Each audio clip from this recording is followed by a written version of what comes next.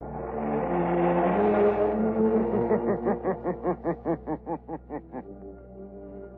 knows what evil lurks in the hearts of men?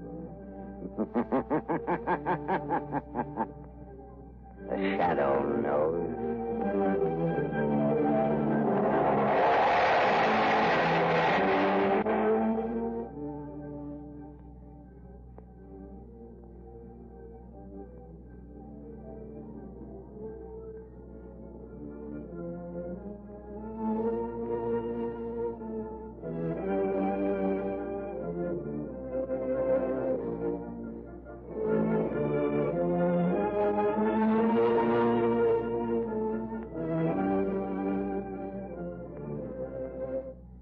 Ladies and gentlemen, the Shadow's exciting adventure starts in a moment.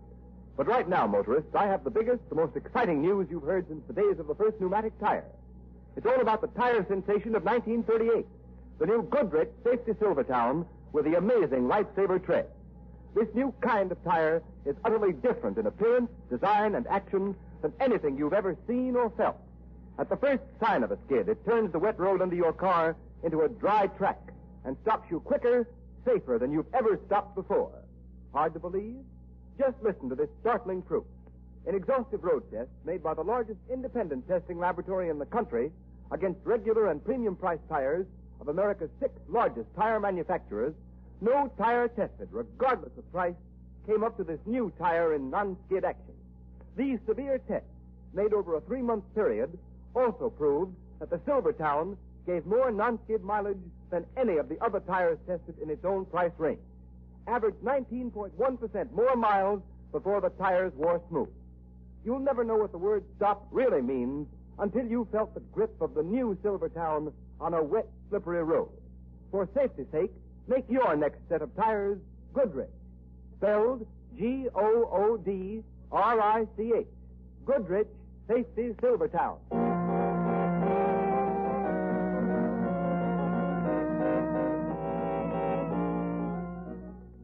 The Shadow, Lamont Cranston, a man of wealth, a student of science, and a master of other people's minds, devotes his life to righting wrongs, protecting the innocent, and punishing the guilty. Using advanced methods that may ultimately become available to all law enforcement agencies, Cranston is known to the underworld as the Shadow. Never seen, only heard, as haunting to superstitious minds as a ghost, as inevitable as a guilty conscience. The identity of the Shadow is known only to his friend and aide, Margot Lane. Today's story, The Firebug.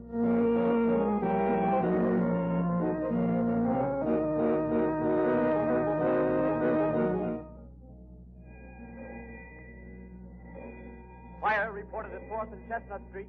Blaze at 4th and Chestnut. Fire reported at 4th and Chestnut Street. Blaze at 4th and Chestnut.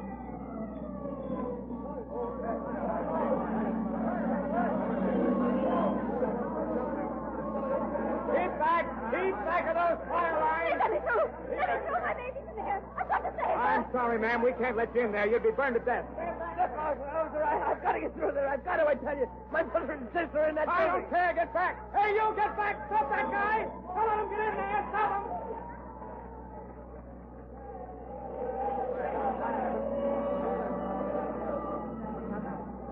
Hello, Chief. Now, where's the firebug get this time? Oh, hello, Commissioner Weston. I had a notion this to bring you out. Near as we can check, it's 3 dead and 6 badly burned. Oh, that's bad. Any idea how it started? It's the same story as the last 6 tenement fires, Commissioner.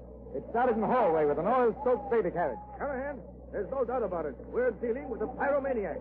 These 6 tenement houses fires all started in hallways and in an oil-soaked baby carriage. I know.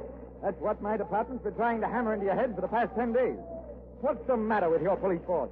Can't you pick up this crazy firebug? Well, we've done our best. Rounded up every possible suspect in the city. Questioned hundreds of them. Well, Commissioner, I'm here to tell you that if something isn't done and done quickly, the city council will have your job and mine, too. Yes, I know.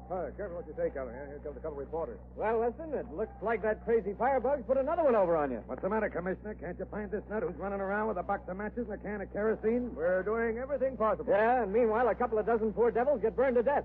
The whole town's scared stiff, wondering what this maniac's going to burn next. Maybe it's time you called in that mysterious friend of yours called the Shadow, Weston. Yeah, why don't you get the Shadow to help you? gotcha. We'll capture the maniac without the Shadow's help. Hey, look out! Look out! Get back there! Get back! Get back there! Back! The walls! They're caving in!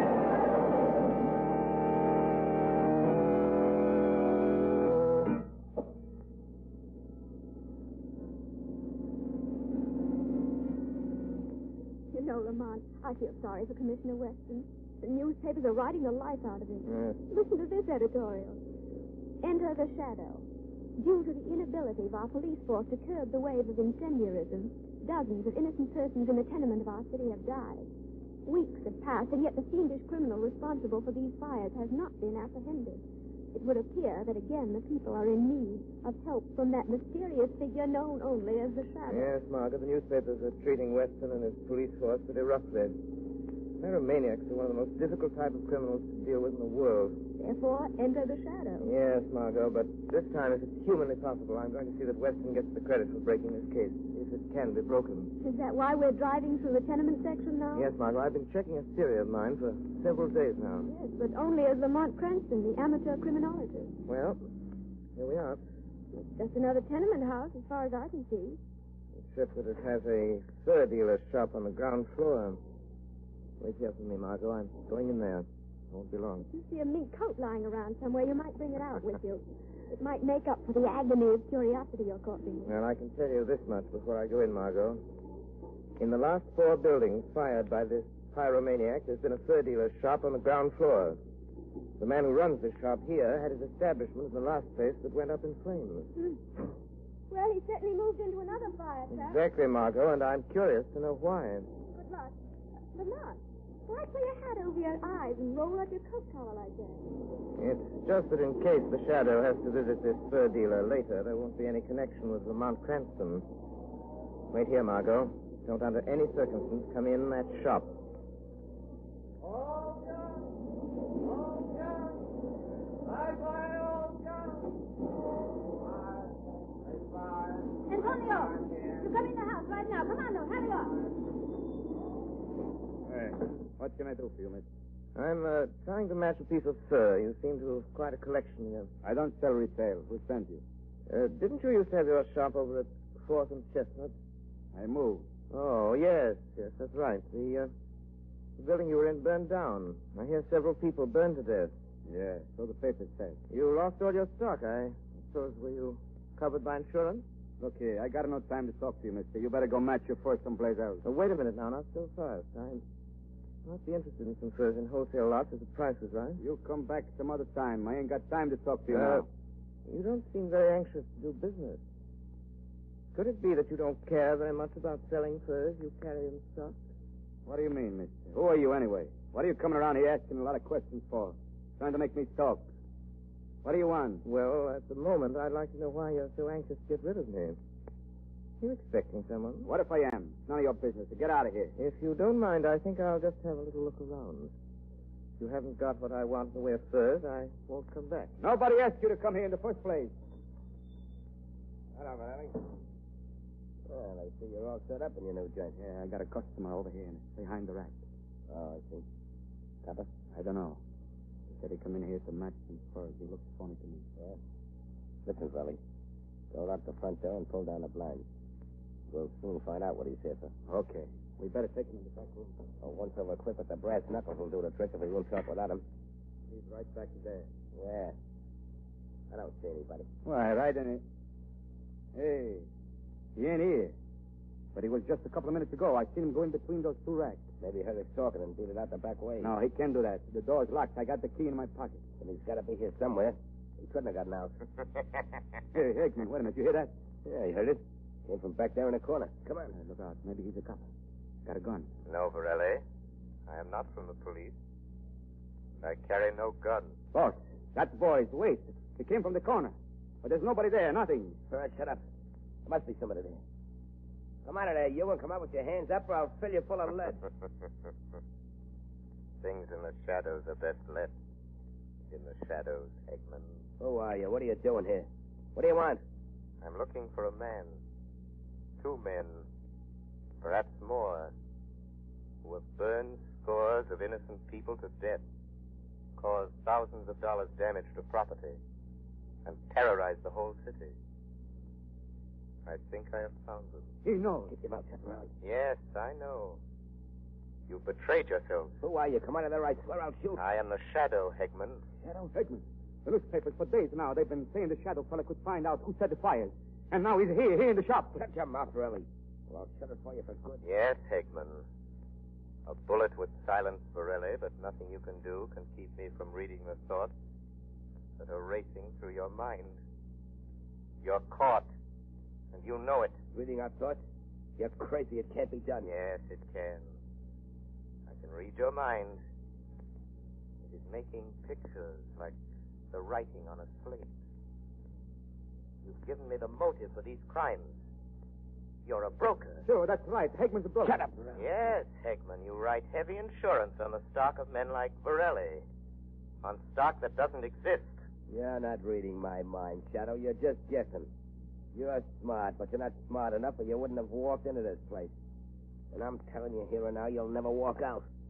The door's locked. I don't care how much you know.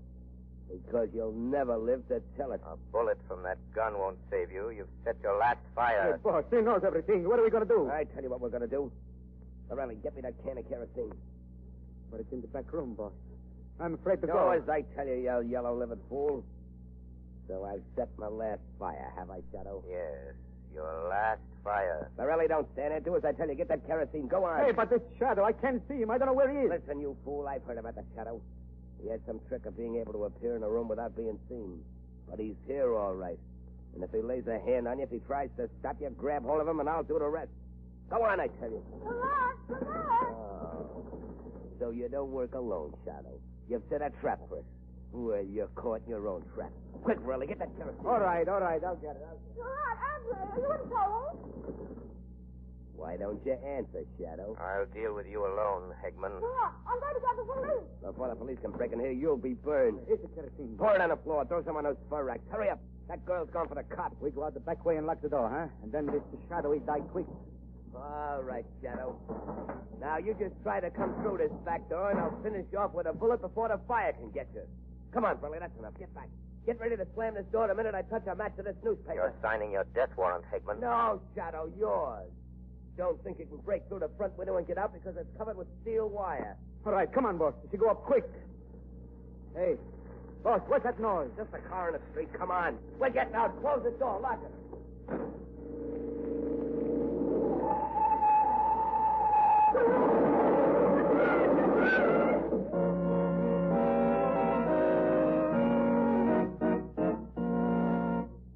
Ladies and gentlemen, is the Shadow on the right track? The next few minutes will give the answer. Right now, motorists, remember this.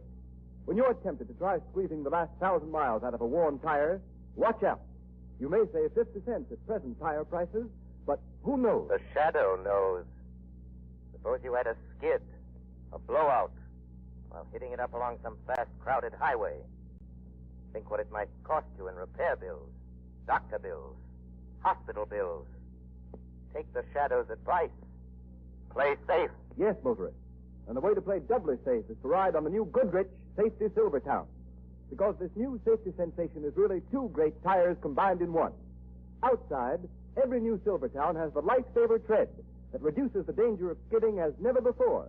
Gives you and your family a new feeling of security no matter how wet the weather. Inside the Silvertown tire, there's the famous Golden Fly protection against high-speed blowout that has already saved thousands of lives. Why should you risk your neck through skid or blowout when today you can get life-saving protection against both of these common driving hazards without paying a cent extra? Replace unsafe tread-worn tires with a set of the new Goodrich Safety Silvertown. The tires that give you the skid protection of the sensational lifesaver tread, plus Golden Fly blowout protection at no extra cost.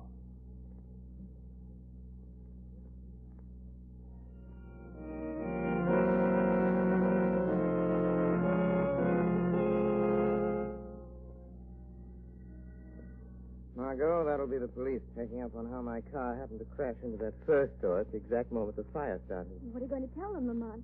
I got away in the crowd before anybody had a chance to see me. The police said over the phone that my car was being driven by a young woman. Then they suspect... I don't think so, Margot. I told them the car was stolen. And that makes a criminal out of me, doesn't it? No, but you're safe, and that's all that matters. Yes, for once I'm glad you disobeyed my orders, Margot, but Now you'd better go in my study and wait. I don't want the police to find you here. All right, Lamont. I hope they don't get suspicious as to what really happened and discover that you are the shadow. Neither do I.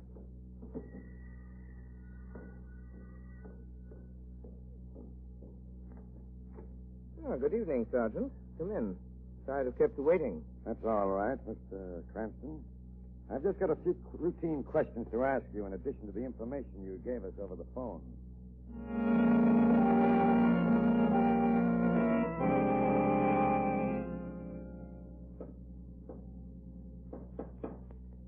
That you, Varelli? Yeah, quick.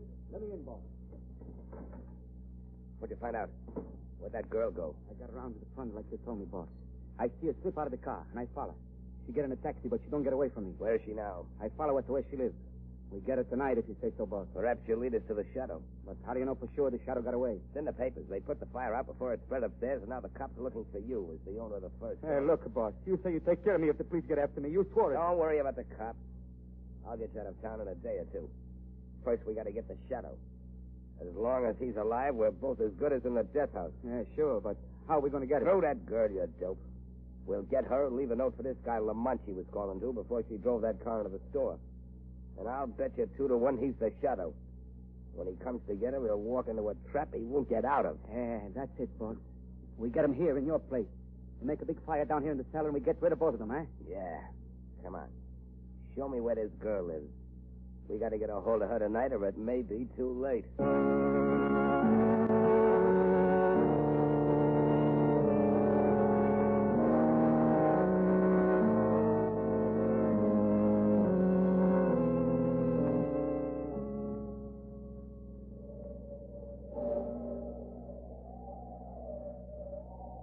Right here. This is the house I trailed the girl to. That's the window in a bedroom. Yeah? She's got a maid, but I think she's gone now. Okay. She's had plenty of time to get to sleep since that light went out. Go in the window into her room and get her, Varelli. But suppose she wake up. Maybe she screams. Not if this gag you put in her mouth quickly enough.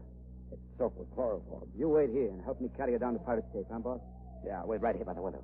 While you're getting her, I'll pin this note on the curtain. Now go on, get that window up and get in there. Okay. Now don't bump in anything. Just grab her and slap that gag in her mouth and hold it till the chloroform does its stuff. All right, I'll get her. You what?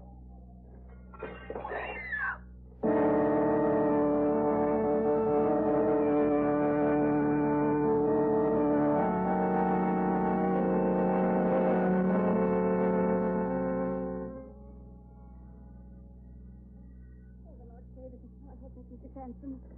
Hello, Ellen. Oh, thank the good Lord, it's you, Mr. Cranston. Ellen, I came here the minute I got your message. What's wrong? Is Miss Margot ill? Oh, Mr. Cranston, it's worse than that. Miss Margot, she's gone. She's been taken right out of her bed and out of the window. She's been spirited away. Well, how do you know? Did you see it happen? Oh, no, sir, but, I know. I was in my room and I heard a scream. And I run in here and there was the note. A note? Where? Oh, in the bedroom there, pinned to the curtains. Come here, look, see. Heavens, Ellen. When did this happen? Oh, about an hour ago, I think. The clock had just struck 2. You notified the police? Oh, no, sir. I didn't dare because I read that note first and it said not to call the police or Miss Margot will be killed. Here, read it, Mr. Cranston. Hmm. Oh, dear. You did right in not calling the police, Ellen. Trailed Margot here with a trap she could lead them to me. Oh, what are they going to do to Miss Lane? Sir, hold her for some ransom money? No, it isn't that, Ellen. Oh, but Mr. Cranston... I can't explain now, but listen, Ellen. If you want to help your mistress, you must do exactly as I say. Oh, yes, sir, I'll do anything. I'd give my life. I know you would. I just want you to stay here. Don't talk to anyone. Don't tell anyone what's happened until you hear from me. Do you understand? Oh, yes, sir, I understand. Where are you going? I'm going to do exactly as the note says, Ellen. I'm going to find Miss Margot and bring her back with me. If I'm not back in 2 hours and you haven't heard from me, turn that note over to Commissioner Weston of the police department. Remember that, Ellen. If I'm not back in 2 hours, take that note to Commissioner Weston. Oh, dear God. Don't let nothing happen to him. Don't let nothing happen.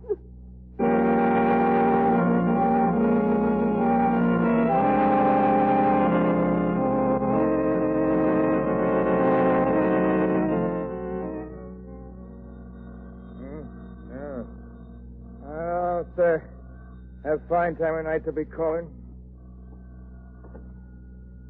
Hello?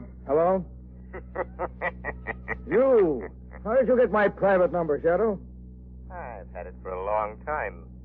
Well, Commissioner Weston. now what is it this time? I suppose you've caught the firebug. I suppose you're all set to make a monkey out of me and the whole police force. The newspapers have done you and your force a grave injustice, Commissioner. But it is Not my doing. So what? Would it be worth the loss of a few hours' sleep if you could trap the firebugs before morning, Commissioner? Now, who are they and where are they? I have an appointment with them within the next hour. When I'm finished with them, they're yours. You're ready to take them. And with them, you can have the honor and credit of ending their reign of terror, Commissioner. What am I supposed to do? Wait here and twiddle my thumbs? No. Throw a cordon of police around the district bounded by 4th Street and the river, and from Spruce to Medley Square. Why, you're crazy. That'd take half my force. You're worth it. All right. What then? Keep in touch with headquarters. If you've not heard from me by 4:30, a note will be delivered to you, telling you where to find the firebugs and the body of the shadow.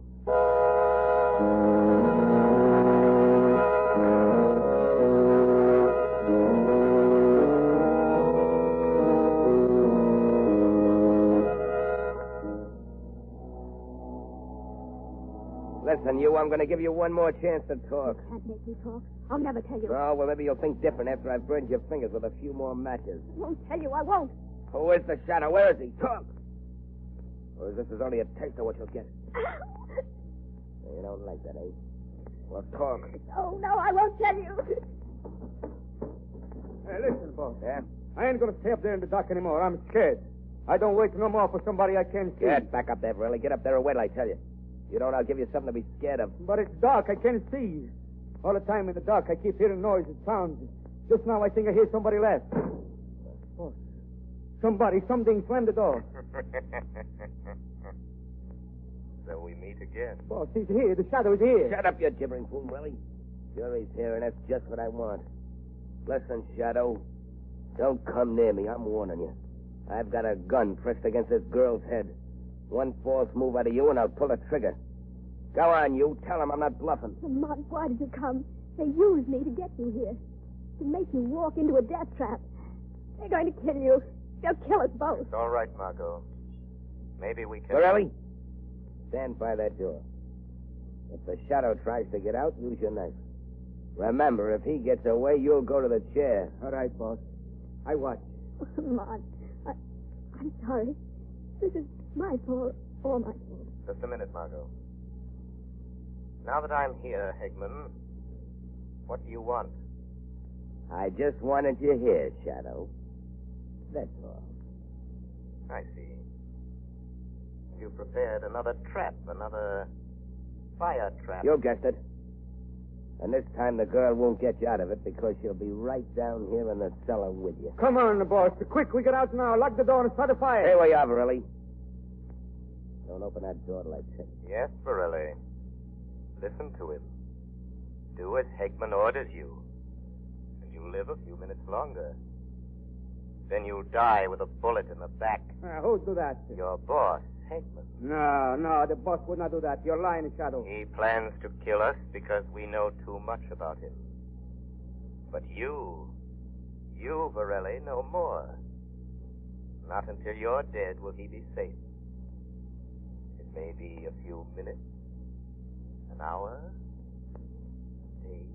What do you mean, Shadow? Don't listen to him, Borelli. He's thinking about killing you, Borelli. I'm not going to kill you. You can trust me. You forget I can read Hegman's mind, Borelli. Don't you believe him, Borelli? He's just saying that to get you. But he can read the mind.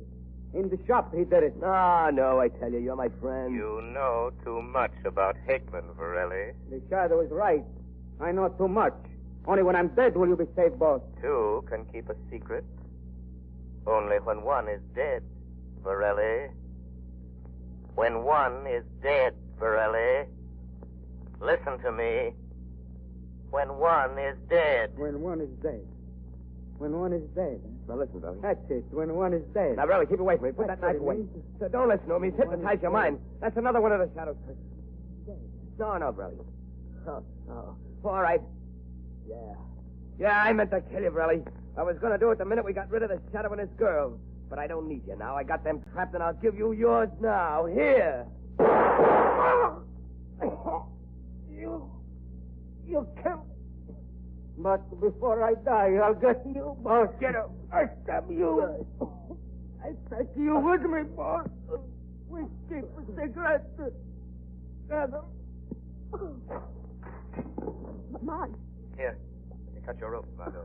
And get out of this place and go back to the apartment. Get that note from Ellen. Destroy it. The secret of the shadow must remain a secret. Lamont, come with me, please. There's nothing more can be done here. The pyromancer is dead. Yes, Margot. The firebugs have set their last fire. One more thing to be done. What's that? I must get in touch with Commissioner Weston. I promised him I'd give him the credit for capturing the criminals. And he and half the police force of the city are waiting out there in the streets. The shadow always keeps his word.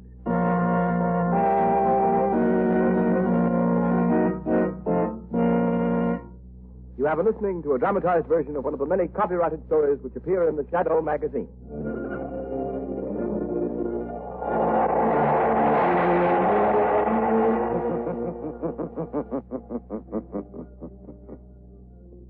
The weed of crime bears bitter fruit.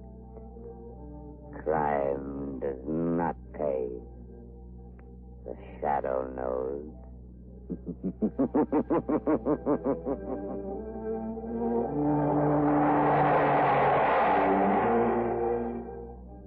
All the characters and all the places named are fictitious. Any similarity to persons living or dead is purely coincidental.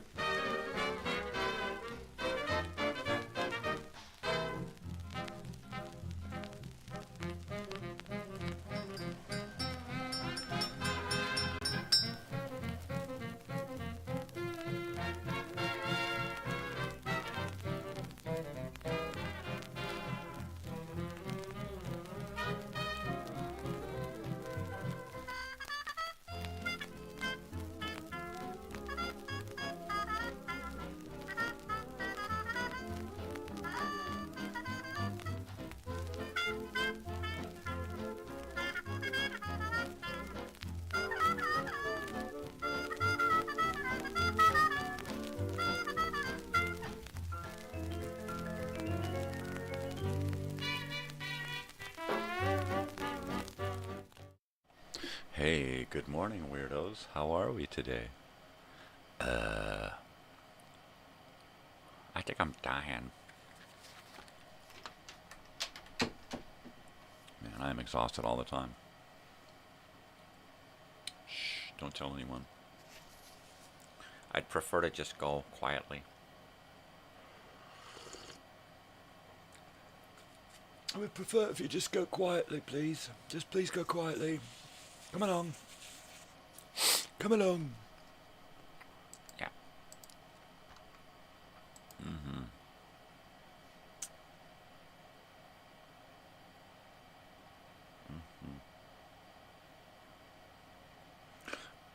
I've been watching this RoboCop documentary, RoboDoc, right? So it's really good. It's a 4-part miniseries. I think it's on Prime. It's great. It's got all the original cast members, the director, the producers, the writers, all the staff. I mean, it's a phenomenal documentary. It's really in depth. I didn't realize what a kook Peter Weller was. You don't. Back in the day, it was enough that they made good movies. You didn't have to know anything about the actors. Nowadays, of course, you got to know everything about everybody. Yeah, he was an unusual dude, to say the least, back then. And to learn more about him now, it's like, wow, what a wackadoo. Pretty normal for a wackadoo. Yep. It's Old Time Radio Wednesday. Anybody who's interested.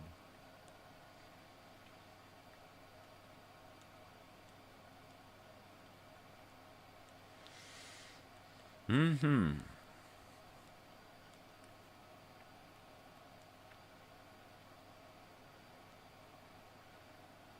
Mm-hmm.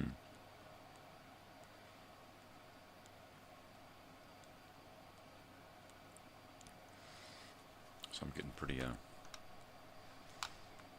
pumped up about t-shirts. I've got to drive out today and go talk to them.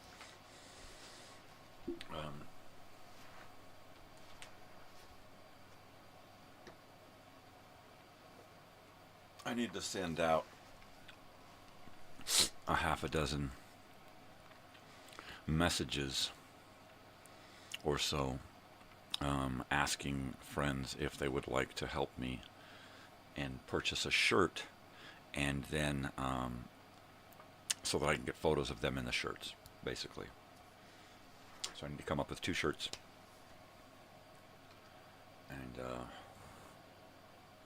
and a bunch of people to buy them so that I could start getting the shirts out there. This should have been done back in friggin' August.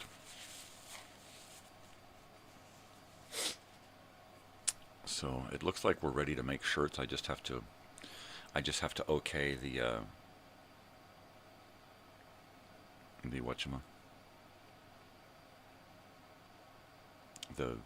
the contract, I guess.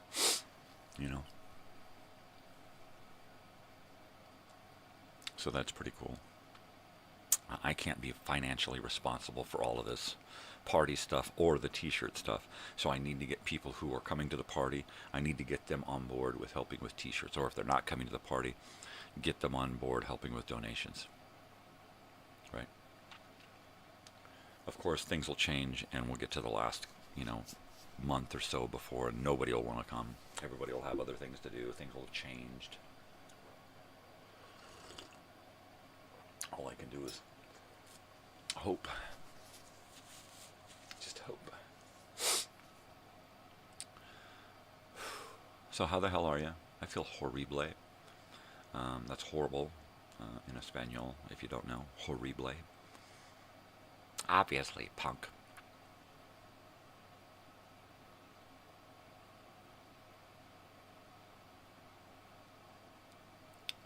Yeah. Yeah.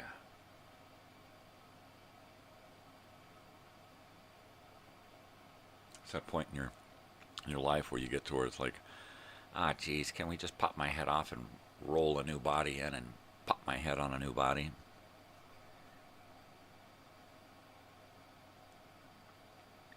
Or my brain, just the brain.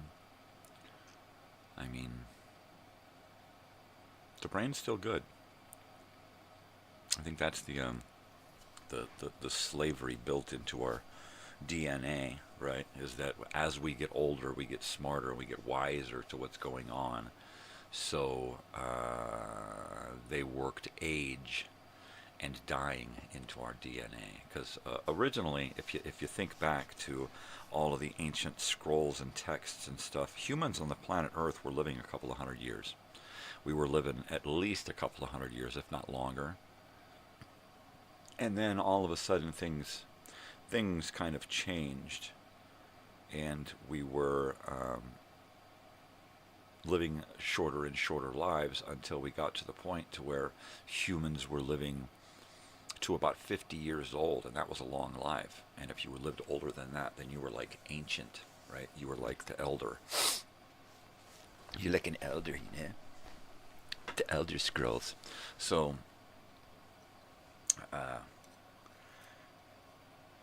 yeah, I mean, why? Is it our diet? Is it our DNA? Is it just the way things have been worked out so that we can't? You imagine if it takes you this long, it takes you 50 years to wake up to what's going on around you. You ain't got much time left if your life expectancy is only like 70, right? And you're so used up and broken by then that you really can't physically afford to go out and rally everybody together and say, hey man, this is what's really going on, man. And I'm sure that happened a lot over the eons of humanity's existence, of course. But hey, good morning, Joey. But of course, you know, we don't want humanity to live longer, because why? Because humanity figures it out, man. So they started shortening and shortening and shortening our lifespans until eventually we're just boned, man. We barely live long enough to be multi-generational, right?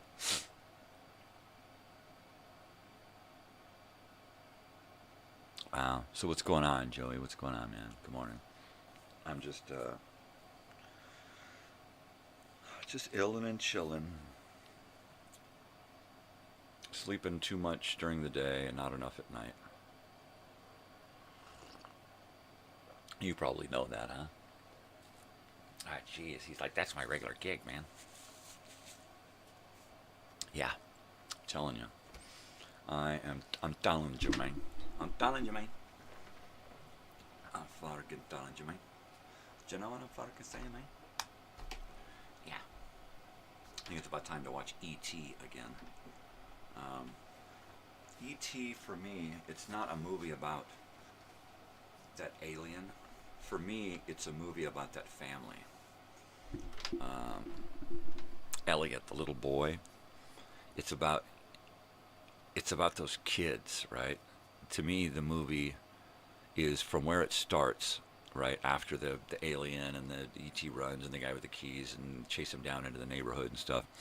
For me, it begins when those kids are in playing Dungeons and Dragons in the living room, and they're waiting for a pizza, right? And the single mom is there, and she didn't authorize a party or a pizza or any of this, and yada yada. And it's just from then on, to me, the movie is about that family, those group of kids, that neighborhood. Because that's what it was like, man. I mean, if you watch that beginning to E.T., where the kids are all sitting in the living room, and gosh, I think they're smoking cigarettes, right? And I think they have beers on the table. They got money, pulling money for a pizza, and it's like, what the hell? You know, mom's gonna make dinner, and you guys are ordering a pizza. And you know, the little brother action. You know, I want to play. Can I play? I want to play. Let me play. Nah, go get the pizza. And then, of course, the kids got to be outside to find E.T. And nobody believes him, you know. And it's just a great fucking kid movie for back then, right? It's like watching Goonies or something, where the scenes of them in the house with all of the stuff in the house, you know, the furnishings, the knickknacks. I love to watch movies and look at the things that are on the shelves, the knickknacks, the posters on the walls, the things on the end tables, you know. It's a credit to the set decorator, the set designer, to make it feel so real, right? Especially with E.T. I mean, fucking A. Just a great period piece, you know, and that's what it is. It's just right there, you know. What is that, 1982? It's fucking classic. This is fucking classic, man. It's just the shit. Yeah.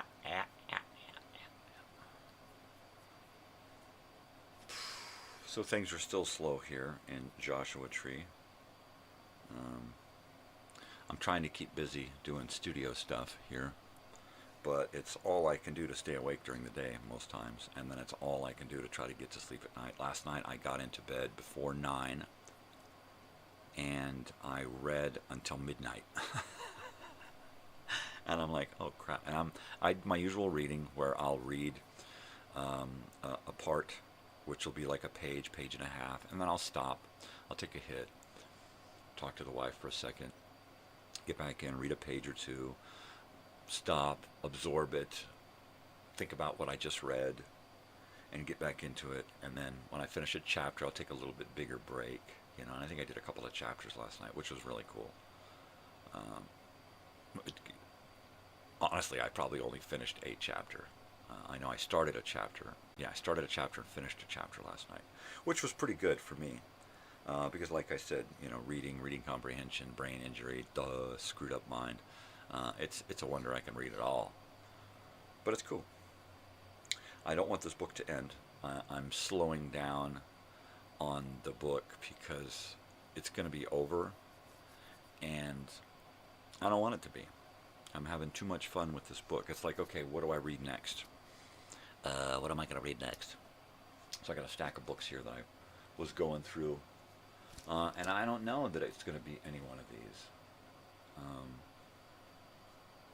I like to do a biography type book, and then switch over to something fun. Right now I'm listening to State of Fear, which is a little both. It's kind of a documentary style. Well, it's got documentary type information. It's just loaded with real information, but it's a fictional story about what's really happening to our planet. It's a great story. So I'm listening to that, reading this other one. I'm just about done with that one. I'm going to start reading a new book, but I don't know what. I may have to dig out my box of paperbacks and look through to see if there's something there I haven't read yet. I may shoot down to the bookstore over here and pick up a copy of something.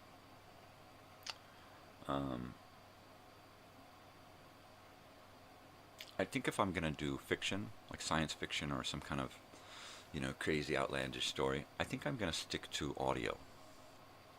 It's more entertaining for me that way.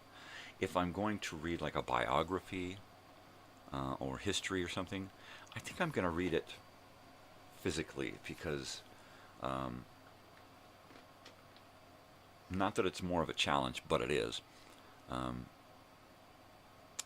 I feel a more direct connection, you know, and I want a direct connection to that information in a biography. Hey, Betsy Ross. What are you doing, Betsy? There you go. Fix that ear. Hi, baby. Ah, yeah. Looks like she wants to go out or go back to bed. So let me heat up my coffee and figure that out. I'll be right back. Now, baby, I'm gonna go to bed.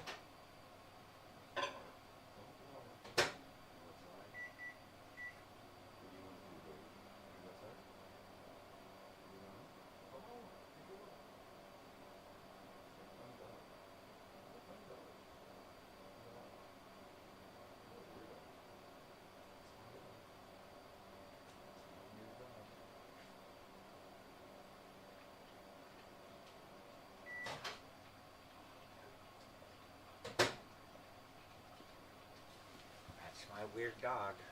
She's a kooky dog. She's a strange one.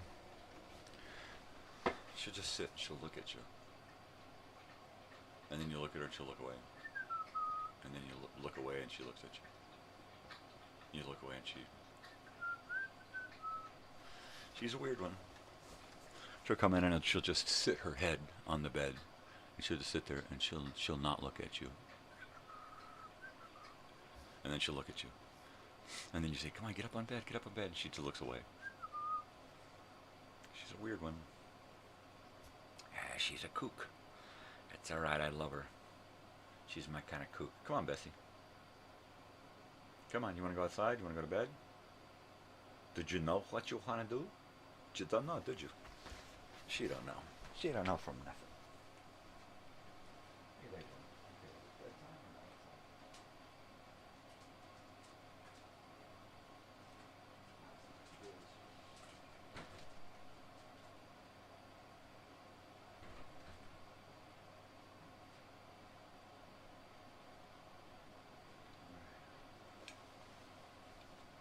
If I had any physicality left in me, there's so much around my house I need to do. It's been days since I've been outside. I don't think I've been outside since the last time I actually left and went somewhere. Saturday night.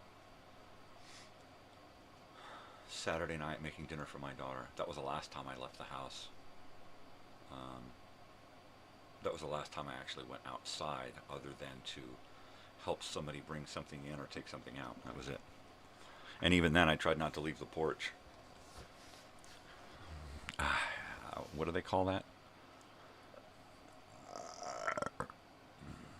Chicken shit? No, it's a phobia. What phobia is that? Outsidophobia. Yeah, that's it. And it's not arachnophobia, that's spiders.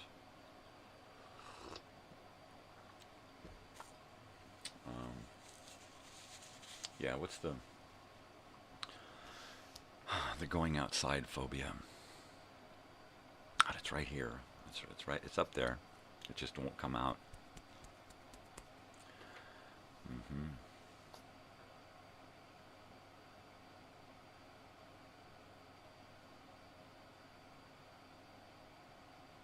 Oh, fuck it. It's too early to try to think of words, right? I should just be here going, because, man, I am just, sometimes I love words, but sometimes they frustrate me when I can't get them out.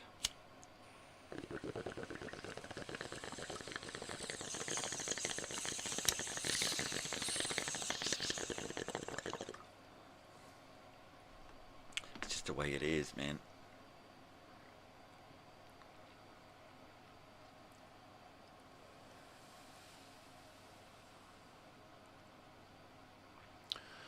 Totally. Toe tap and toe tally McNally. Totally.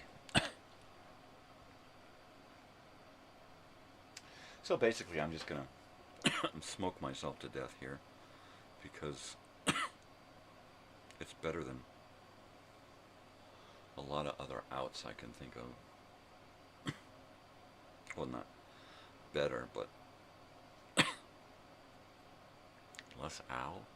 I don't know. I like this copper colored piece of cord, like parachute cord, but it's like a copper brown, kind of a shiny copper brown. I don't know what it's from. I have this thing where I keep and gather up little tidbits of this and that, and I mean, when I was young I used to have little boxes filled with little trinkets and knickknacks and things that I would find, and I mean, and they were like treasure chests for me. I have little boxes of little cups of things that just have little bits of chain, little pieces of broken glass, shiny rocks, you know, a kid's toy or something. I mean, it's just all these little things that I pick up. And like that like that lady on Labyrinth at the end, the pack rat lady with that big pack of stuff on her, you know, and she's following the girl around saying, oh, you gotta have this and you need that, and oh, you can't be without this, and, you know, trying to turn that girl into a hoarder. And that's kind of what I am. I'm like a mini hoarder. I hoard little piles of things, you know. The thing about the things that I hoard and the things that other people hoard, you know, in comparison, you know, my neighbor just paid thousands of dollars to have his place cleaned out from all of the trash that he just hoarded because he just would refuse to get up and take it out, right? Well, I'm kind of like the opposite. I collect junk that is still usable, you know, junk that's still alive, junk that still functions and has a purpose in the world, you know. So I may be surrounded by stuff, but I can pick up just about any one of these items that I'm surrounded by and actually use them, you know, and find joy in using them. So that's, you know, like that lady, if it doesn't spark joy, you should get rid of it, you know. Well, what if you're surrounded by a lot of stuff, and even if you just glance at something, it sparks joy? Like looking up at my little stack of, what is that, eight 8-track tapes right there, next to my shelf of TV guides that sparks joy, next to my little stack of old AAA maps, you know. And every one of these things, the little bottle of Zippo lighter fluid makes me think of my Zippo, makes me think of my old man, makes me think of Vietnam, makes me think of this and that and the other, the 80s. So, you know, I am surrounded by constantly things that spark joy or spark imagination, light a fire, you know. Do I want to separate myself from these things? Not really. What I would more than likely probably do is try to share these things with other people, you know. I guess would be the best way to do it. I hope I get to see Joey soon, or I get some work so I can mail this friggin' box, because that's, you know, it's like I want to share, I want to give, I want to, you know, bring people into my world. And yeah, I guess you need money to do that, but I'm just not a money guy. I'm just not, you know. I only want the money I need. I don't want extra. It's not like I need to have this and that and this and that. If I need something, it's like, okay, well then I want a little bit of money, and then of course money just kind of happens when it needs to happen, and not always when I want it to happen, but usually for the most part, that's kind of the way my life has been recently, you know. Whereas if we really need something, it makes itself kind of happen. Weird, but you know, I try to live my life like I do the show here. Just kind of let things happen organically. Let them unfold the way they're supposed to unfold. You know, I'm just kind of here as the reason for things to happen to me. Right? I don't necessarily have to be the reason. You know what I'm saying? I don't even know what the fuck I'm saying. I think I'll drink some coffee, smoke some pot, write a list, put some more stuff on a Post-it. That's pretty much what I do. I got absolutely nothing accomplished yesterday other than upload my radio shows for next week. I've got 2 more shows and 5 educational films to upload. Now I still have to go through educational film stuff and try to find stuff that's going to work for October. Some kind of October themed stuff. Fall, Halloween, scary, winter, you know, something that has to do with the fall and Halloween. Because next month, you know, the following month, I'm going to try to get into something that's going to have a Thanksgiving theme, and then a Christmas theme, and then a New Year's theme. And then I'll try to get into not so much themed shows as, you know, each month that contains a certain holiday will kind of have that accentuation to it, you know. Put a couple of hearts in February on the or something, you know. Because pretty much every month you can kind of dress up with something, you know.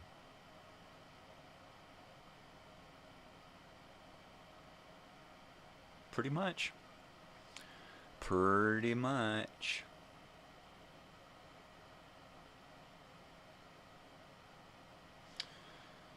Okay, so yeah, I mean, pretty much I need to get down to do shirts. I need to talk with them. I need to finalize the shirt color for these specific designs that we're going to work on first. I need to get to them the next two designs that I want to do and have them ready for those and get me mock-ups of those so that we're ahead of the game, right? Let's get mock-ups of these and let's put together the financial statement for all of that stuff for the next two. Let's do them two at a time, and then what we'll do is we'll pay off these two and then save the rest of the balance of shirts for whoever wants to order shirts. So we can have them specially made to size. I don't want to have extra sizes of crap. Not until we get down to the last, and it's just before the party weekend, and I can say, okay, let's print out the balance of everything in varying sizes and colors. We'll take them down and we'll try to sell them while we're there, and that kind of thing. As soon as I can get things finalized on the shirt end and the financial end of it, then I can approach my people and say, okay, buy 2 shirts. Send me $50, buy 2 shirts. And then I'm going to probably do $25 a shirt so that we can keep the prices low, keep the shirts going out the door, and keep that fucking money coming in. If I do 10 to 12 different shirts, 100 shirts each, use 20 shirts to pay off the balance, so I've got 80 shirts to sell, 75 to 80 shirts to sell at $25 a pop, right? I think that'll work. I'll have to sit and crunch the numbers more, but preliminarily, yeah, whatever. It should work. And if we can get, even if it's not the people who are coming, I mean, even if we only get a dozen or so people coming, you know, let's say the people who are interested come. That's going to be like 80 people. 80 times 2, that's like, so we got a couple of hundred people who are going to be there, right? So let's say that. If we can get the people who have been invited, which is like 600 or 700 people, if we can get each one of those people to buy a shirt or 2, we're in like Flint, right? Even if half of those people, 300 people, even if half of those people buy 1 shirt, we're on our way, baby. So my plan is to get mock-ups and go to my people and say, here are the first 2 shirts, please buy 2 so I can get you with photos. If you help me by buying the first 2 shirts, I'll send you a shirt later for free, right? So buy the first 2 shirts and send as much cash as you can. It's $50 for the 2 shirts. Send me more if you can, because it's a donation thing. And then I'm going to keep a book on who donates what, how much they donate, what kind of shirt they get, yada, yada, yada. It's easier for me to do a hard copy, a physical copy, rather than something in the computer, keep a database. I won't keep up with that. If it's not right in front of me, I'll forget about it. I mean, I've got to go in every couple of weeks and do my YouTube upload catalog and update that. And that, you know, that eludes me all the time. So I am going to put a notebook together, my Elsinore Brothers and Sisters notebook, and print out some sheets where I can put, you know, a name. and then put interested, going, invited, right? The shirt that they want, the shirts, their information, the works.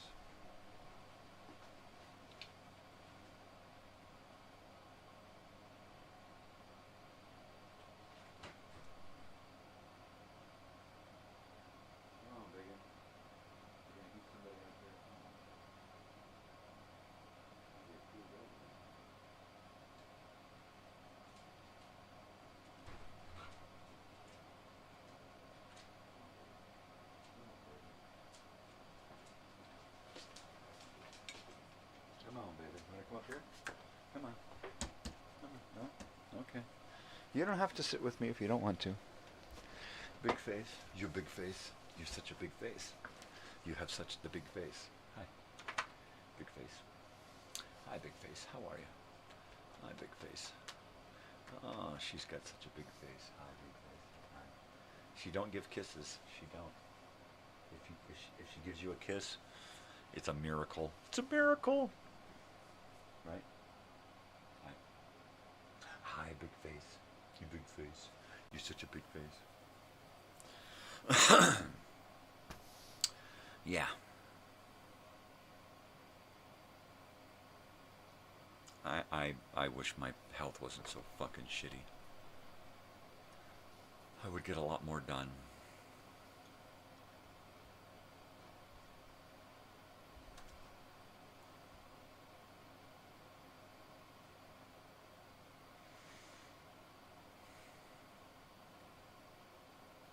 I'd go to the doctor, but I feel like hospitals are like a roach motel, man. You check in, but you don't check out. And I know as soon as I go there, they're going to just say, well, you got to deal with this and this and that and this, and we're going to keep you here, and you're going to blah, blah, blah, blah, blah, blah, blah. And then, of course, my insurance won't want to cover anything, so, you know, they'll want me to take care of stuff financially, or they'll just say, hey, we can't help you because your insurance won't cover it, so you'll just have to go home and die or something. So it's like, well, thanks for telling me. You know, it's like, I don't even want to fucking know. It's like, if I'm dying, just let me fucking die. I mean, I don't want to go through all that fucking bullshit, you know. Them pretending they can help me when all they want to do is, you know, rack up a bill for the insurance company. I don't think so. This dog, she wants to go to bed now.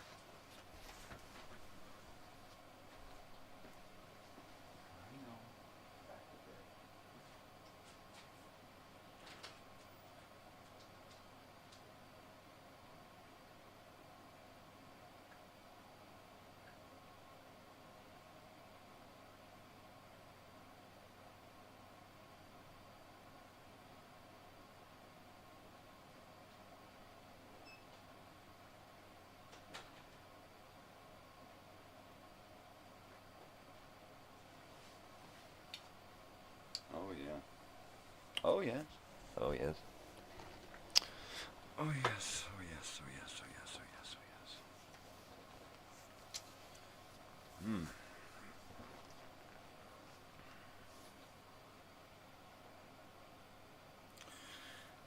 I think I want to do some more video stuff.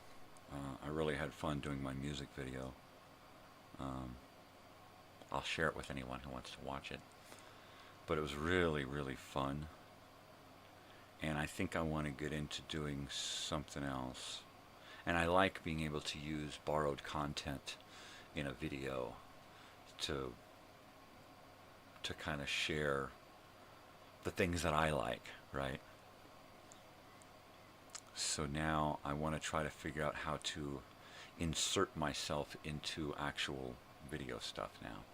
So having other elements as a part of my music video was fun, but I want to become a part of those other elements now, you know? Subtly at first, really subtle. I don't want to, you know, I don't want to be the Home Alone kid, you know, no.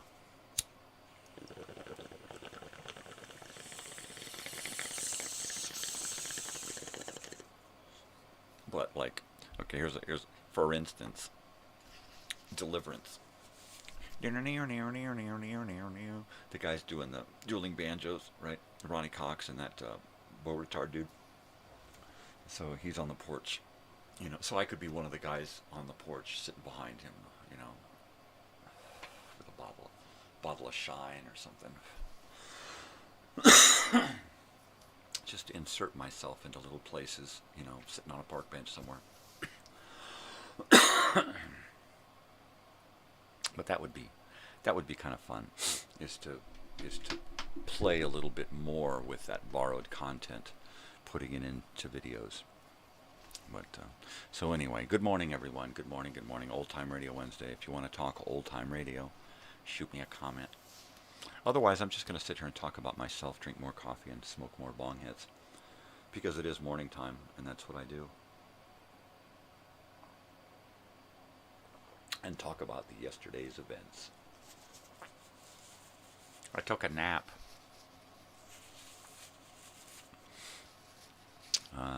I took a pretty long nap. I think I went to nap at about 2 and woke up at about 6:30, 7. There was dinner done. Dinner was in here. They were just eating dinner. Tacos. Taco Tuesday, of course. So there was tacos. I got up and I was not hungry. I had eaten lunch and gone to sleep. For lunch, I made a big pot of tuna macaroni and cheese with tuna and a little bit of corn, extra tuna, and it was great. I just scarfed down like 2 or 3 platefuls. It was good. My wife had some for lunch when she got back. My daughter got up and she finished it off. But I went and laid down, and when I got up, I just wasn't feeling like eating tacos. So I didn't. I had a protein shake. Some people call them an Ensure. I don't drink Ensures. Well, I do if I've got them, but I do an off-brand because they're cheaper. Same thing, only cheaper, and they actually taste better. So I had one of those, and then I'm lying in bed after having read for about an hour. It's like 10 o'clock, and I'm like, oh shit, I didn't eat dinner. Starting to get a little hungry, so I get up and I made a peanut butter and jelly sandwich. Of course, my daughter comes in, hey, make me one. So I made a couple of PB&Js. I scarfed my PB&J with some lemonade and some Ruffles potato chips. I gotta have salt with my salty sweet thing. Potato chips is like a perfect thing to go with a PB&J. So I did that, and then read for another couple of hours, and then went to sleep not tired. I was not tired, probably because I had that Ensure a few hours earlier, the protein shake.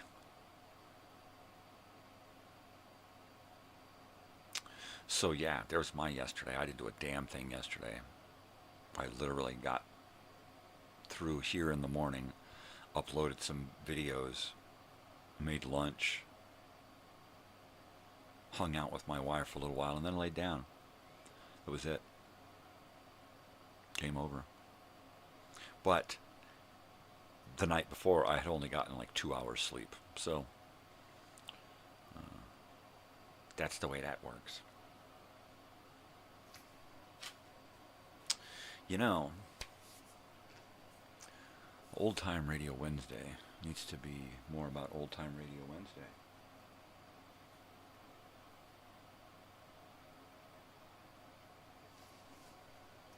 My current show files. This is the shows that we're currently using Monday through Friday.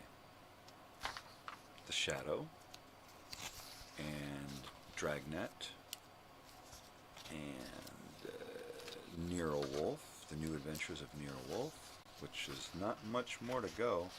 I've only got a couple of weeks left here. Well, I can probably get into October. I just uploaded this one. I could probably get into October. As we'll go back and look to see these other ones that I've already... October, yeah. November, maybe? The Silent Avenger, The White Legion. These are two that I've just uploaded already. Alright, that's the Shadow. Let's see, Dragnet. Dragnet. The story of your police force in action. Yep, I've uploaded a lot of Dragnet. There's a few missing shows here that I do not have. Spring Street Gang.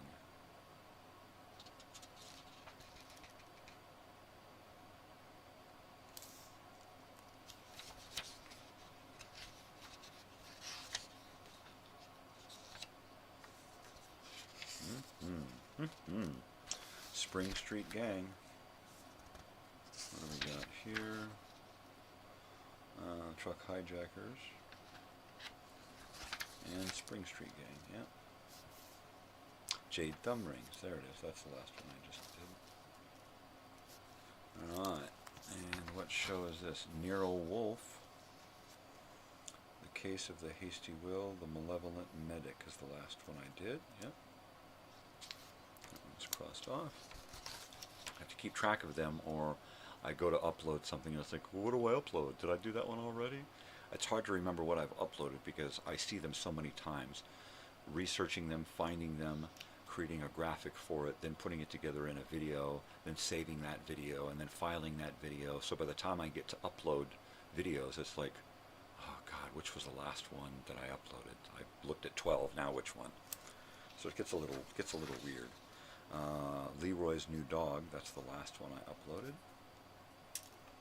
There we go. And Night Beat. Night Beat. One of my favorite shows, Night Beat. Frank Lovejoy's just got a great voice. The Girl from Kansas, the last one I uploaded. And X-1. Erx-Murnus-Wern. Erx-Murnus-Wern.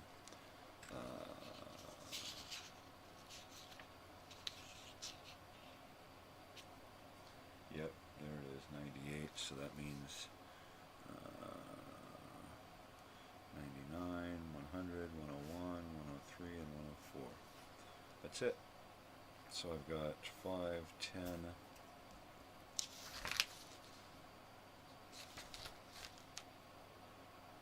yeah, 5, 10, 15,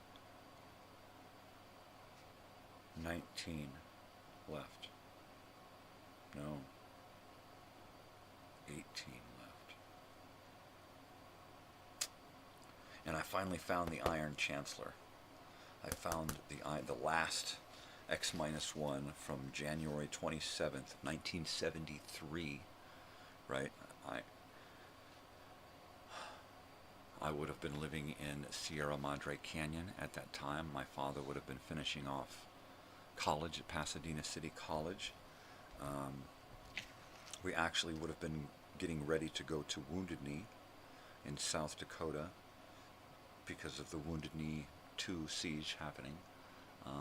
So I remember that whole period. Even though I was only about 5 years old, I totally remember that period of my life big time because it was so heavy, you know.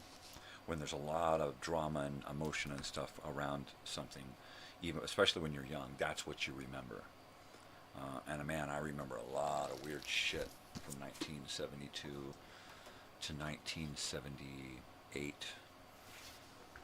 You know, memories that my siblings and other people are like, well, I don't know what's going on. And I remember a little of this, a little of that, but I mean, I remember a lot of heavy duty shit going on.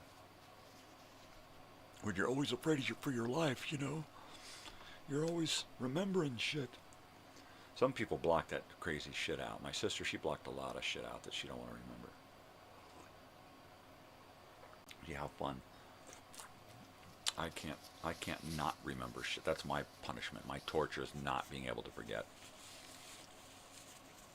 Heavy. Heavy. Oh, yeah.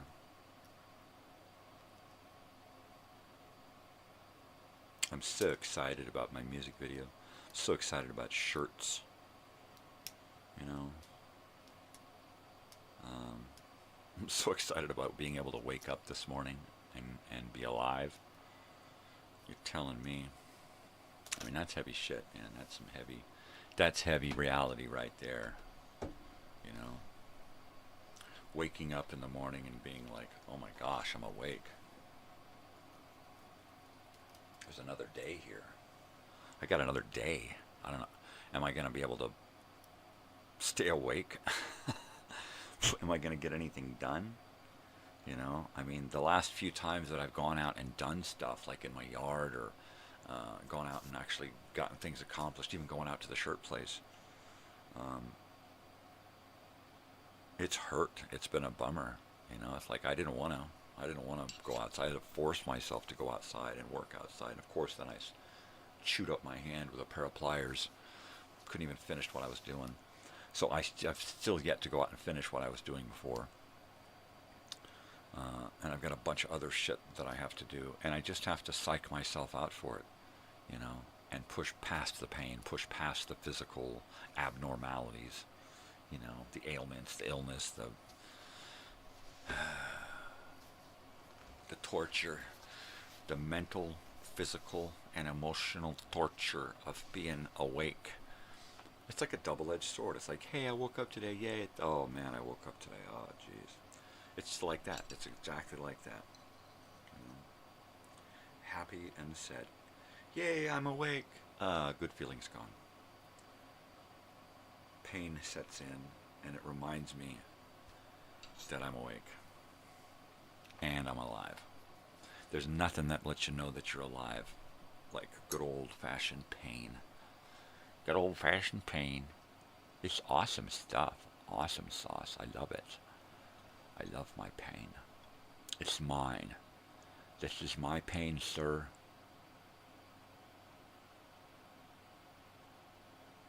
Do I hear a dog?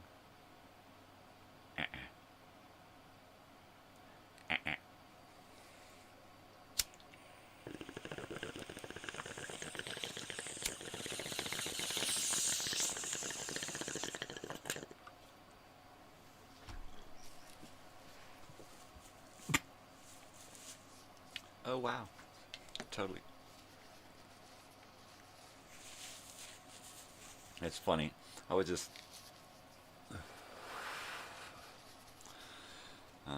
thinking that it's so weird that I sit here and talk to myself, but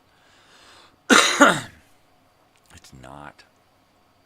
I mean, if the cameras weren't on, I would be sitting out here talking my way through something. I would be talking, all right, gonna put on some stuff, gonna put on a movie, watch a movie, okay, I'm gonna edit a video, check me out, I'm editing it. I would literally sit here and I'd be narrating whatever the fuck I was doing, or talking to myself, or talking my way through something, or arguing with myself, you know, hey baby, what's going on? Hey Marge, she's talking again, leave him alone, Harry, that kind of shit.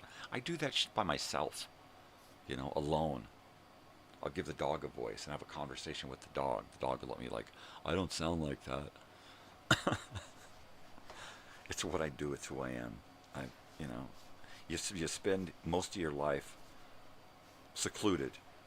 Even with people around you, I'm still secluded, right? With no one to talk to. You're in a crowd of 1,000 people and no one's talking to you. So you wind up having conversations with yourself.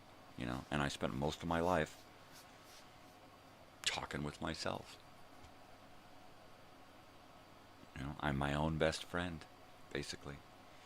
Even today, you know, mainly because I have so much time to myself, you know. I mean, when I'm with my wife, I can't shut up. When I'm with my daughter, I can't shut up, right? It's the same thing. So I'm with myself, I can't shut up. With the dog, I can't shut up. I go out, I'm with somebody, hanging out, go to a party, or go out, and I can't shut up. And a lot of the times, I don't go out because I know that I won't shut up, and I don't want to go out and then hear myself blah, blah, blah, blah. I don't want to hear that. I do that enough here. I don't want to go out and hang out with somebody, or go to a restaurant, or a bar, or a club, or an open mic, or something, and hang out and be the guy that won't shut up, right? I don't want to do that. So a lot of times I just don't. I just decide I'm just going to stay by myself, and I won't annoy anyone. I won't have to listen to myself say these things, you know. Yeah, so I live a lot in my head. But the physical side of that is I talk out loud with those voices in my head. So they're always showing up at some point. They're always around. Shh. Shut up.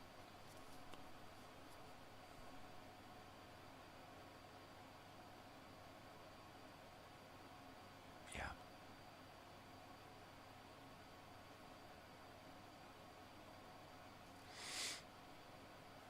So if I could make things different with my life, what would I make different? Probably my health and my education. That's probably it. The education and health for myself, right? I'm not talking about going out and earning a degree so that I could have a better job and have worked 20 years in a great position by the time I get to here. No, I would have gone back and I would have educated myself more than getting a degree, right? I think I would have spent more time as a youth reading and filling my head full of knowledge, and I would have spent more time in my youth making healthier choices. I think that's about the only thing that I would have. So that's the kind of things that I try to impart upon my daughter right now is fill your head with knowledge now while you can. In fact, the other day I asked her, so I said, do you know the difference between somebody who goes to school for an education and somebody who goes to school for a degree? And she's like, yeah. You know, so I explained it to me. And she says, well, somebody who's going for a degree is want that piece of paper, and somebody who's going for education is doing it for themselves, for their knowledge, right? And like, there you go. You know, there you go. So I said, so which one are you? I said, you need to find a balance where you're doing it for the degree, but as well you're getting something out of it. The people who are getting something out of the education are doing it for the education, not the degree, but they're doing it for the information, the education, the knowledge, right? I got to let this dog out. They're the ones who are benefiting the most. Oh, that's right. It's University Wednesday, so she's off to class this morning. So the way those people benefit more is they go after that knowledge and they try to hold on to as much knowledge as possible. Those are the people who save every textbook that they have to read for future reference. They're the ones who study because they don't just want to pass a test, but they want to retain that knowledge, right? So those are the people who are trying to get the most out of their education, and that's the hardest part. That's the hardest thing. My daughter's for the most part, she's going after the degree first, and the education second, because it's the degree that pays off. The education is good, but if you're good at the learning part of it, you're going to retain most of it. In some fashion, you're going to retain that knowledge that you've absorbed, right? And it'll just become a part of you. And I think that's kind of her fashion of learning. It's kind of just weaving it into her makeup, like the eyes or the cheeks. So that's cool. So yeah, it is just about 6 a.m. At some point this morning, I will be going and loading up the cooler as usual, because that's my job in the mornings. I'm the snack guy, I'm the cooler guy. So twice a week I load up the cooler full of snacks and goodies. And we've figured out that they don't use a lot of stuff during the day. There are going to be some days where they're going to have a little bit longer day. Things are going to be a little tougher, and they need to have that buffer there. So it's like, oh man, I need another water. I'm hot today, you know, and there's extra water, you know. Well, I'm hungry. Where's a snack? Like on the way down, sometimes in the morning on the way down, it's like I need a snack, you know. There's plenty there to eat, plenty there to take care of you throughout the day, so you don't have to leave the campus. That's important.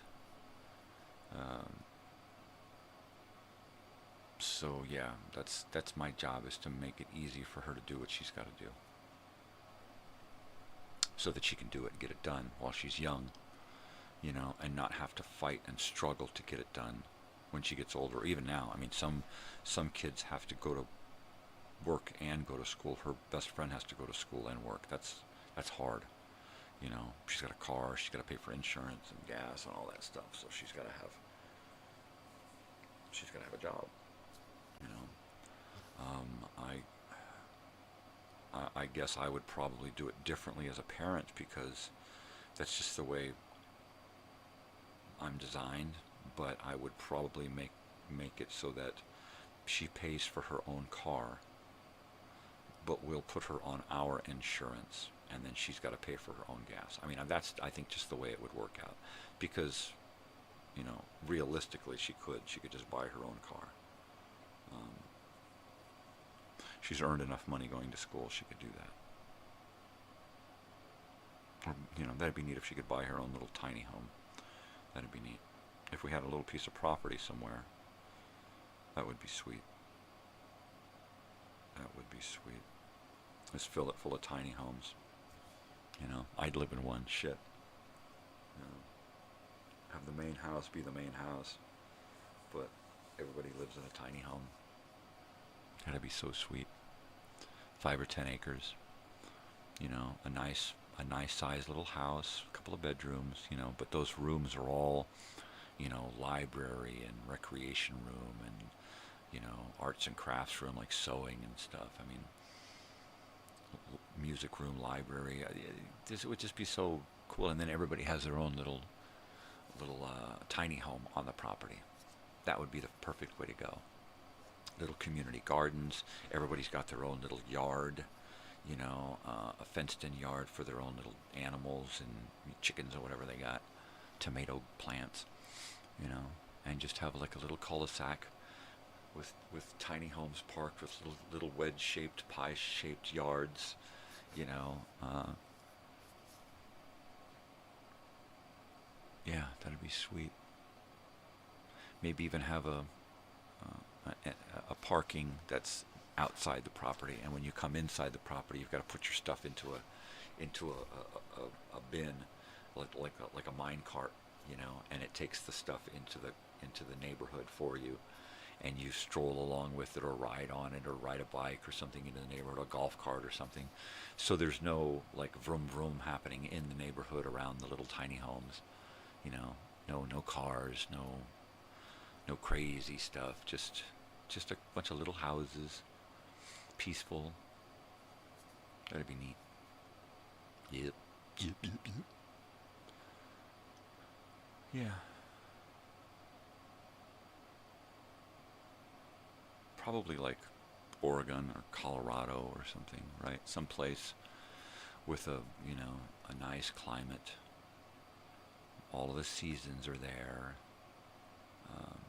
You got a lot of window weather. And just a nice old established home on a nice chunk of land that's not too expensive. A fixer-upper, right? But you're parking tiny homes there in a little neighborhood, so the fixer-upper can be fixed up without you living in it, right? And then it's just going to become a community building anyway, right? A place where people could use a real bathroom, use a real kitchen, community dinners, you know, the library, the music room, the rec room, the arts and crafts room. I mean, that would be perfect, you know, because then you wouldn't need any of that stuff in your tiny home. It would all be in the community house. And you could just have the things in your little tiny home that you would need. You know, I'd love to live in a tiny house. and then go into a room in the main house and do this, do my show, do my video editing, just have a room that's set up specifically for video and audio and music and that kind of stuff. So it all can be done in one room. Spin the cameras around and you're looking at a stage with all the instruments. Just spin the camera on this way and it's set up like this for the show. You know? Yeah, baby, that'd be cool. And then you could not just have, you know, the three of us on the property. My daughter could have, you know, her significant other or friends. You know, we could have other family members living there, other friends from other places. We could have an extra tiny home for people to visit. You know, that would be so cool. There's a place like that up the road here called Hicksville, and it's a trailer park, but it's not a normal trailer park. It's a bunch of trailers gathered together in a big, giant 5-acre lot, and you can rent any one of these trailers for overnight or the weekend or a week or something, right? It's just an Airbnb place. There's a pool, jacuzzi, rec room, games, shuffleboard, mini golf. There's all these little things on this piece of property, and you can just pick a trailer, pick a canned ham or an Airstream or a long trailer, or the caravan trailer that Pee Wee Herman used in Pee Wee's Big Adventure, right? That one's there. There's a bunch of other stuff that's there. A train car, a zoo, circus train car. I mean, a houseboat on water. It's just crazy, you know. So if you built your own little neighborhood, you know, kind of where it's got, you know, it's got a little spot that's, you know, a half dozen tiny homes corralled together at the end of a small cul-de-sac street. That's not a real street. It's only big enough for golf carts and bikes and that kind of thing, you know. And then a main house over here that's kind of like the mall, the shopping center on the property, you know. That would be cool. And then you could have other little things going on. Set up your own little mini golf, a bike track, a jogging thing all the way around the property. You know, tons of stuff. I better check these dogs again. I'll be right back.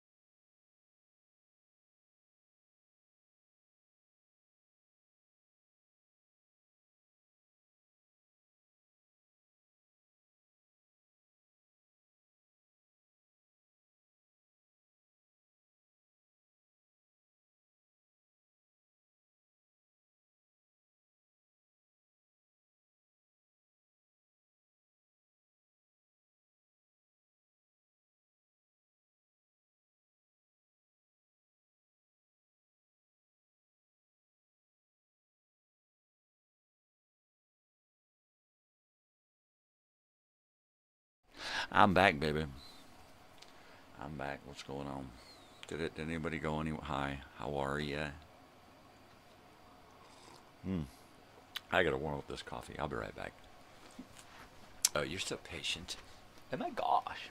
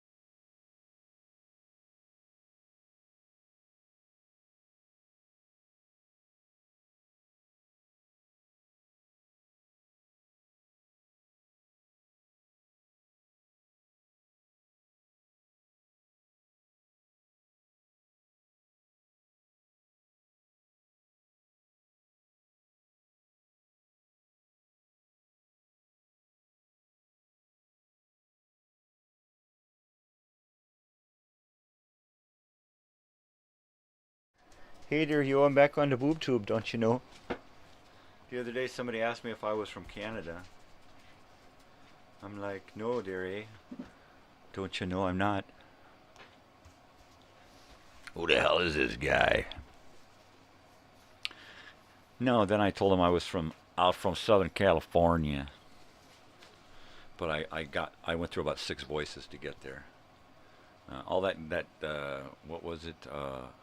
Baked and Awake wanted to talk about was taxes and politics and political movies and that kind of stuff, which was neat, but it's just not my bag, baby. It's not my bag, baby. I do hope that I see Baked and Awake again, because he, she, or they had a lot to say. So normally, you know, my mind would say Baked and Awake. I would pick that as a guy. But nowadays, you never know. You never know. It could be a 90-year-old grandmother, great-grandmother, great-great-grandmother. Shit. Shadam. So I never take anything at face value, because it could cost you a whole lot. Face value. How much that face cost you? What's the face value? It don't work like that. Yeah. Yeah, baby. Hi, Sam. Good morning. How are you? How's it going? Wiggler? What's up?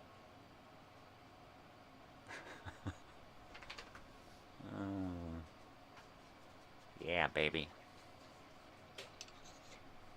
Yeah, baby. Another dog. There's Tootsie. Got a mouthful of feed. There goes Sam to join her for a picnic. Oh, he didn't get none. Too slow.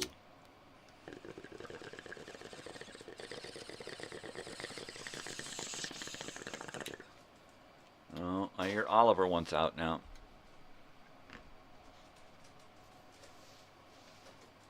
You guys.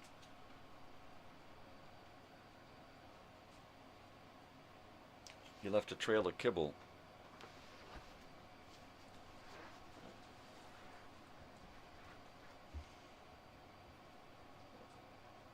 Do you know where you dropped them? Are you going to pick them up? Yep, there's one. She got that one. And she got that one. She did know where she dropped them. Haha, she's so funny.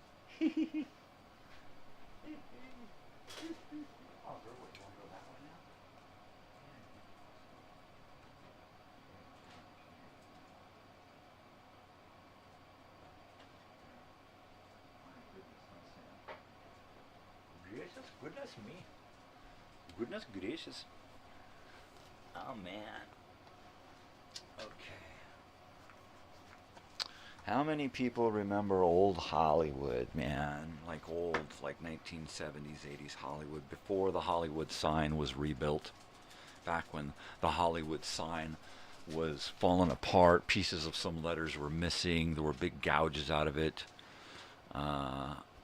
It was really dilapidated. The graffiti was horrible. There was just no means of taking care of it. There was no bureaucracy set in place to deal with it. And besides that, it had sat for 60 years or something, 50 years by the 70s, 80s, 50, 60 years. And it was built of wood and had been rebuilt out of wood. And it was just a piece of garbage. And of course now it's made of a lot of metal and anodized steel and all this special shit, and it gets regular maintenance. And it's fenced off, and you can't go there. You can't go there and hang off the Hollywood sign, which I guess is good. But what happened to the nostalgia of Hollywood? If they still had some kind of sense of the past, we would be celebrating the Hollywood sign this year, because this is the 100th anniversary of the Hollywood Land sign, right? 1924, I believe, is when it was installed as a real estate gimmick to get people to move to Hollywood land, right? Sure, they had a couple of studios out here, but it was mainly just orange groves and desert. That was it. It didn't not turn into a desert until they brought water, the aqueducts out. Because there was no water. It was just the ocean. We didn't really have any fresh water in Los Angeles. They still bring in water in the LA aqueduct from the Colorado River. But the Hollywood sign, you'd think that there would be some kind of hoopla going on this year, right? I mean, how easy would it be to go set up lights on the hillside and holographically put up on the landscape the word land at the end of Hollywood to bring it back to life, right? And not only that, you could have it spell out Hollywood land, right? Light up the whole thing so that it looks very similar, right? And just do a holographic type image up there at night and have it actually flicker like it's rolling 16 millimeter film, like old school projector film, right? And have it up there every once in a while. It pops on and flickers and we see Hollywood land come back. That would be so cool. You know, why are we not having a parade down the middle of Hollywood Boulevard celebrating, you know, the good old days? I don't know. Because Hollywood has no sense of nostalgia. You know what their sense of nostalgia is? Remaking an old movie and completely destroying it. That's their sense of the past. Let's dig something up and destroy it. All right, we can make some money on it. And, you know, and destroy it for the older generation and program it for the new generation. I mean, it's just ridiculous.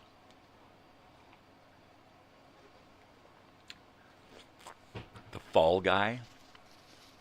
How dare they remake The Fall Guy? You know? With some fucking wannabe actor. It's, you know, it's like a slap in the face to Lee Majors. It really is. It's not an homage.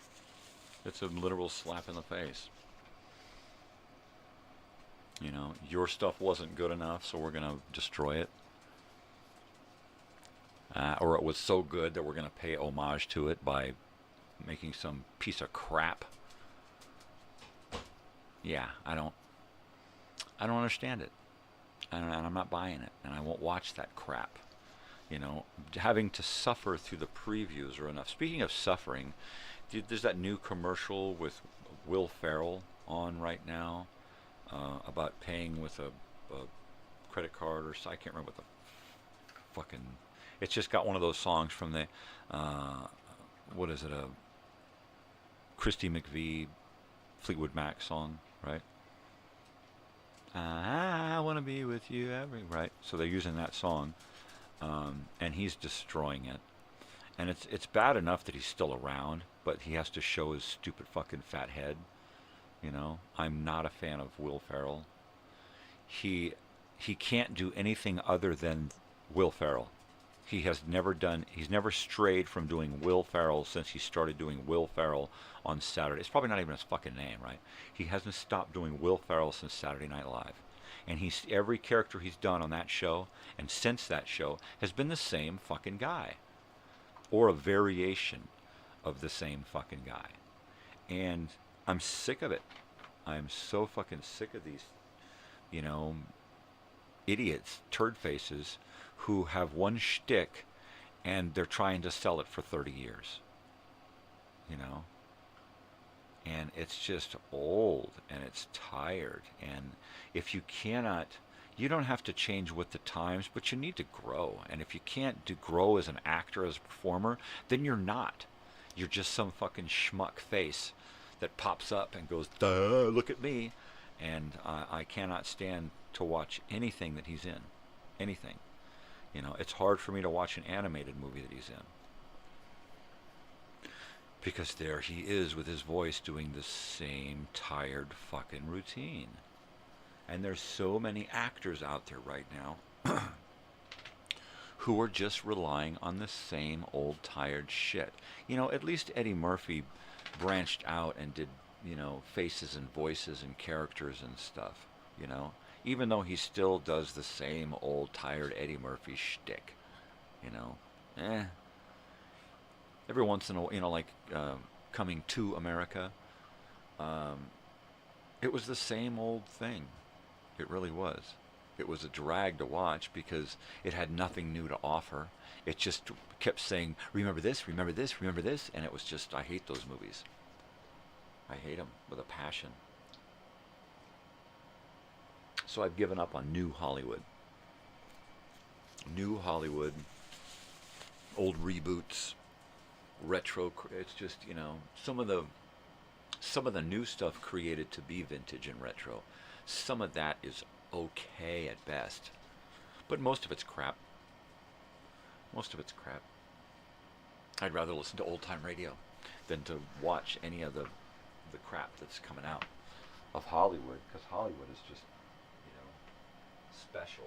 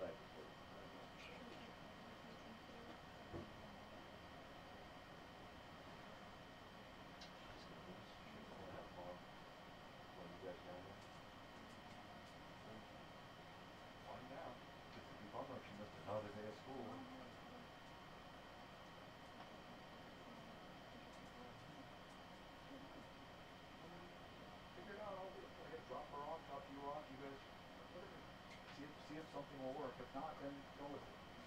You know, if there's something you can figure out, like or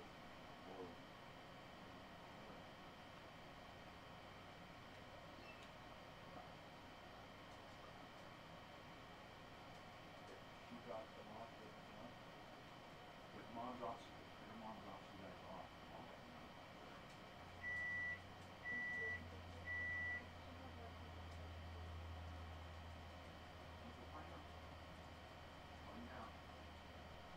If I go with you guys this morning and drop mom off early here and take you guys without, you know, whatever.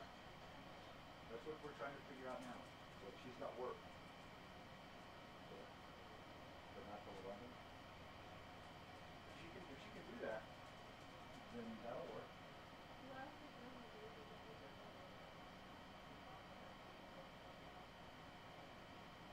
We'll find out first. Oh no, school drama. My goodness.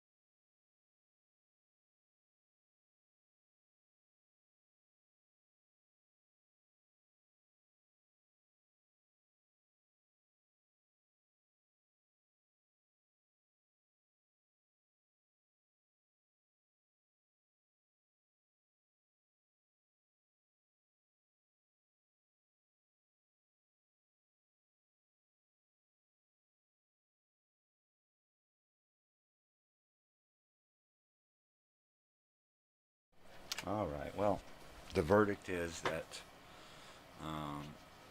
somebody's not going to school today because the car is leaking coolant. And that means my daughter isn't going to be leaving until afternoon. I tried to help out so that they could both go to school. But I guess it's just not in the cards today. I'm not going to force the issue. But people need to know that I'm here. And if I need to put this show on hold, I'm out of here. So I wish that I could have talked them into doing the day as normal. The one kid probably doesn't like to be without the car. I understand that. The car is a big thing.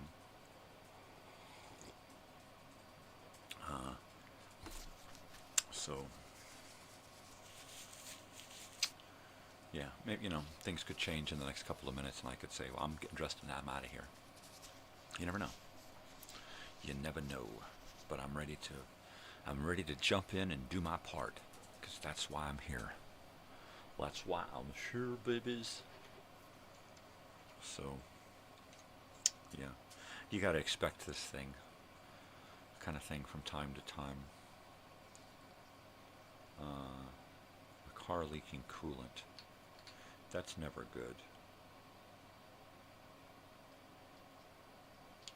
So, they got what, today and tomorrow to deal with that, and then Wednesday, your car is leaking coolant too. What the hell is this? An epidemic? Yeah, it's contagious, dude. Ah, geez, you go out and all the cars are leaking. Oh my God, it's sunspots.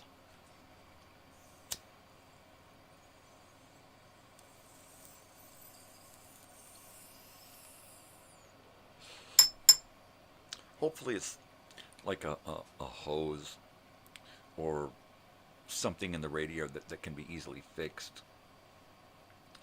When you start getting into something like the head and other parts, you know, sometimes it's that little flange piece that comes off like that where the hose hooks to. There's that little piece where the thermostat goes. Sometimes that gasket can burn out, or that piece can crack or something.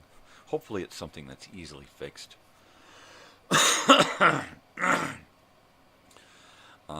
If I was younger physically, I would pack up my tools and I'd head on over there and try to help figure it out, right? But I'm just not that guy anymore. I used to be that guy, but I'm just not that guy anymore. I wish I was still that guy, but I'm just not that guy anymore. So, coolant leaking. That's a bummer. That I wouldn't know about any of that. I haven't been out and gone for a drive in my own vehicle in months. Hi, Sam. Oh, I just heard my stomach rumble. Let's get ready to rumble. So let's see, my wife's getting up in a half an hour. My daughter's going to be going back to sleep in about a half an hour, because she doesn't have to leave until afternoon. So she'll go back and get a couple of more hours sleep. Unless, of course, things change. You know, I'm fingers crossed that they get things worked out over there and decide that, yeah, let's take you guys down and drop you off on campus, and then Mom can come down and pick you up later. That would be great. Or, yeah, you know, let's have your dad drop us off. Then I'm there. So, kids these days. I don't want either of these kids to blow their chance at getting a degree, right? It's really important that they get the backing they need. They need to get the support. They need to get solutions, not problems, you know. If the problem is, hey, the car is broken, there needs to be a solution, you know. Rather than, well, you ain't going to school, it needs to be, okay, well, I guess I'm going to figure out a way to get you there. You know, that needs to be the solution. Not, you know, the car should not put school on hold. So I'm ready. I'm here. I'm ready. I can be part of the solution if I need to be.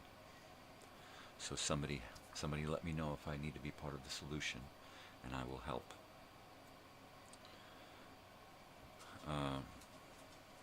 No, I'm more than ready to grab another bite to eat and jump in the car and run a bunch of kids to school. I could do that. That's what I signed on for 20 years ago. So, that's a bummer. That's a bummer. I do not want these kids to blow their opportunity. They're young. They need to use these opportunities while they can. They can't be swayed. They can't be distracted. Shit cannot be postponed. They need to just do it. What the hell was that? What the hell was... It's nothing. It was my imagination. Ah, jeez. Hi, Sam. Ups a doodle noodle. That's my boy. That's my boy. Yeah, see, here he is right here. Hi, Sam. Hi. Hi, buddy. How's it going? Mister. He's the best buddy. He's the best buddy in the world. Yeah.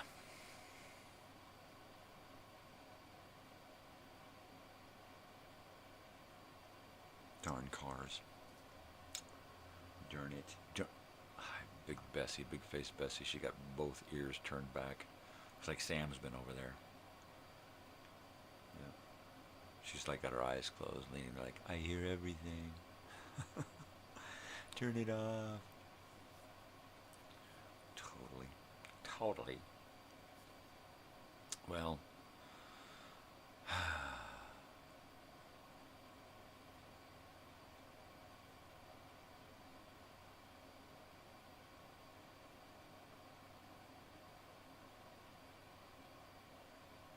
what kind of car do you drive, Joey? It's leaking. What's wrong with it? Like, what the hell? You got like a newer car or something, or you got like an older car? What kind of car is it, you know? Is it a Willys truck, a Willys Jeep? That'd be cool. I'm not into cars so much as I used to be. If I was, I'd be in that van all the time. An Audi. Wow, I got an innie. I got an innie. You got an Audi. That's funny. Oh, a 2009 Audi. Right on. I keep seeing your name there, and I'm like, Diesel. It's a diesel? That's a 2009 diesel. No, that's cool. An Audi. So that's one of those things where you're like, I don't want to work on that. You open up the hood, and it's like, what is it? Yeah, I don't do that. I can work on my van because I look under there and I see an engine. I don't see all kinds of plastic stuff and all kinds of weird gadgets and things that I don't understand. I went to automotive school back in 1990. 1992, 93, I went to automotive school. I never graduated because the government closed the first school down after I was there for about 6 months. And then the next school I went to, I just got burned out, and then I switched to graphic design. But I spent enough time in school to learn how to rebuild engines from top to bottom and everything about the A3 hatchback. Ooh, a hatchback. I dig hatchbacks. I had a 1997 Geo Metro hatchback, little red thing. Fun little car. Had a heavy hatchback though. It just was way heavy. It would not, the things would just not hold it up. It would just not stay up. Even though I replaced them like twice, the thing was just too damn heavy. Yeah. Oh, your dad is working on it? Oh, poor dad. Yeah, I'll bet he hates it. To hell with that, yeah. That's why it's good to find, That's what dads usually wind up being, as a shade tree mechanic. But it's good to find a local mobile mechanic, somebody that's reliable, not too expensive, somebody that you can help so that the price isn't crazy. You know, it's like, all right, well, I'll get everything set up and dig into it and get this far, and then you come over and finish it for me, you know. And then sometimes you get a good mechanic that'll be like, yeah, and then I'll only charge you like $60 or $70, and I'll come over and I'll, you know, I've known a few of those kind of guys. So that's always neat, to make some kind of connection with a local mobile guy. So they'll just come over and they'll be ready. And then if you're ready for them and you've got shit set up, you know, then it cuts down on their time, and it cuts down on the bullshit they have to go through, you know. And, you know, you get there, you take the jacket up, take the tires off or the hood or whatever you got to do to get it ready for them to just get in and get to work, you know. And then they just have to do what they got to do, and then you can finish it up, you know. It's like, I just need you to do this hard shit here because I don't have the correct tools, you know, the right know-how to sink it or whatever. So, yeah. I used to be that guy. I used to be my own shade tree mechanic. On older vehicles, I still am. I don't like to do it anymore because it hurts. It just fucking hurts, you know. Bloody hell. Bloody hell. Yeah, so I'm right with your dad. I hate that shit too. I don't like to fucking do it. Nope. Not a chance. I mean, if I did, I'd be out working on both cars right now, and I'd have this other one fixed up enough to sell it and get a decent price for it. But I just, you know, at this point, it's like, haul that one away, call someone to work on that one, and that one can wait. I mean, it's like, that's literally the way it is. That sucks. I mean, I'm so good at construction and building stuff, and I got so much stuff to do, and I'm just like, it ain't gonna happen, baby. It ain't gonna happen today. So shit just piles up. Just piles up. Yeah, I need a couple of me. Even just like 3 of me in the same condition. At least I would get, at least every day I would get something done. There would be one of me that was like, all right, I gotta do something, jeez. It hurts, but I'll do it. While the other 2 are going, oh, hell no, not today, man, not today, man. Because pretty much every day is like, oh, not today, man, not today. I got to get outside and do things.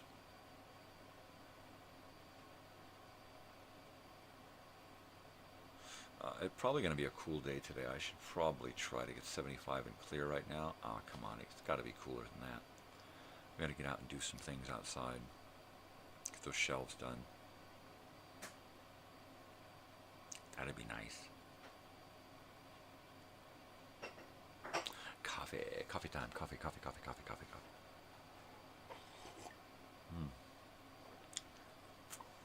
Arr, yeah, the kitchen is open. Arr.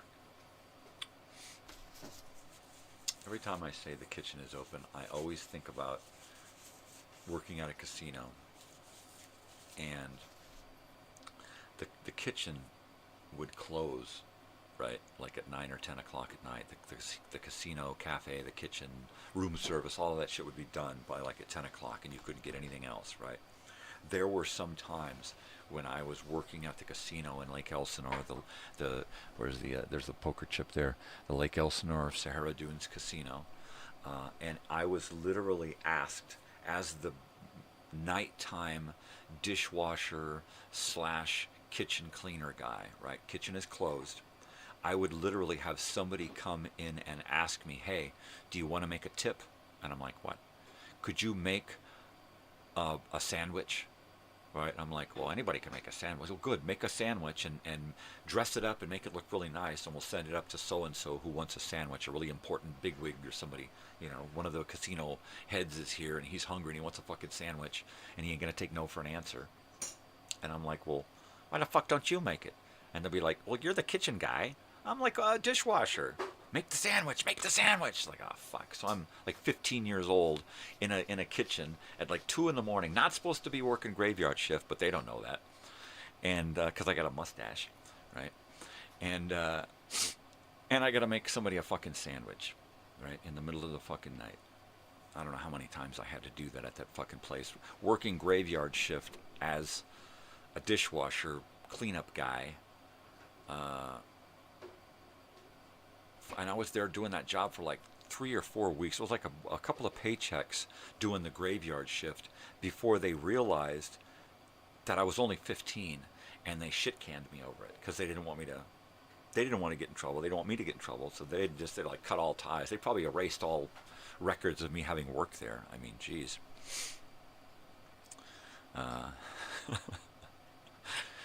Yeah. Making a sandwich in the middle. So, every time I hear the kitchen is open or the kitchen is closed, it totally reminds me of that. Especially that night, that first sandwich that I had to make. You know, and that guy showed up a lot, and he always wanted a sandwich, and it had to be a, you know, like a ham and cheese on rye, or so. It had to be a specific sandwich, you know. And then I had to dig up some kind of side to go with it. The fryer's closed, turned off, cold, so you can't make fries. So you'd have to literally dig through the refrigerator and see what they were serving that day and what you could put on this guy's plate. Usually it was something like potato salad or something. If you were lucky, there was some potato salad. But a lot of times it was a bag of chips. Here, give him a bag of chips and a bottle of soda. Ah, jeez. More than likely they were drinking booze or something up there. You know, those big wigs. There was probably coffee. Stand up some coffee, coffee. So the bar was probably funneling up there a whole bunch of coffee and booze to this guy's room. Can't remember what his name was. But I believe he was one of the bigwigs from Vegas who would come out to the Sahara Dunes Casino in Lake Elsinore and probably do the books and skim a little money for the mob. I don't know.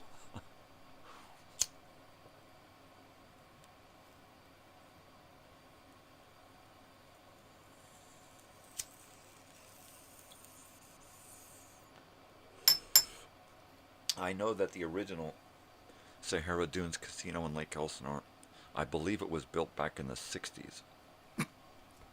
Because Lake Elsinore was kind of an escape town from Hollywood because it was just far enough away from Hollywood to get away. Or it was just close enough here in Elsinore, it was close enough to different locations, right?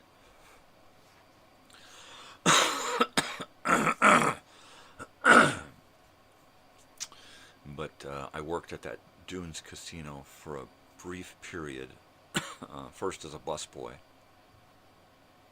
during the day, so that I could be around this girl that I was flirting with. And then that went cold really quick, and I wound up being an employee at the casino and tried out different jobs, went to nighttime, and I was the evening busboy guy for the dinner shift. And then I was asked to be host a couple of times because they were short-staffed. So I was asked to get a pair of dark pants and shiny shoes and a white shirt and tie and a coat and keep it around so that in case they needed me to be host, I could put on my crap and run out there and seat people at tables.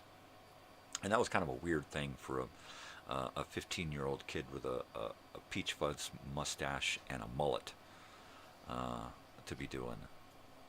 But that's, you know, that's when I started to become the pretender, where I could just go into a place, apply for a job, and say, yeah, I could do that, and then have to wing it. And I got so many jobs winging it, you know. And yeah, sometimes I would get busted, where it was like, you don't know what the hell you're doing, do you? And I was like, no. It's like, all right, well, you're learning, so keep it up, you know. Or get the hell out of here, punk. You lying punk. But I had a lot of those jobs where I just had to go in and say, yeah, I can do that. Well, what do you know about it? I know that you can put me on a machine and I'll show you what I can do. You know, that's about it, you know. All right, let me kill this for a second.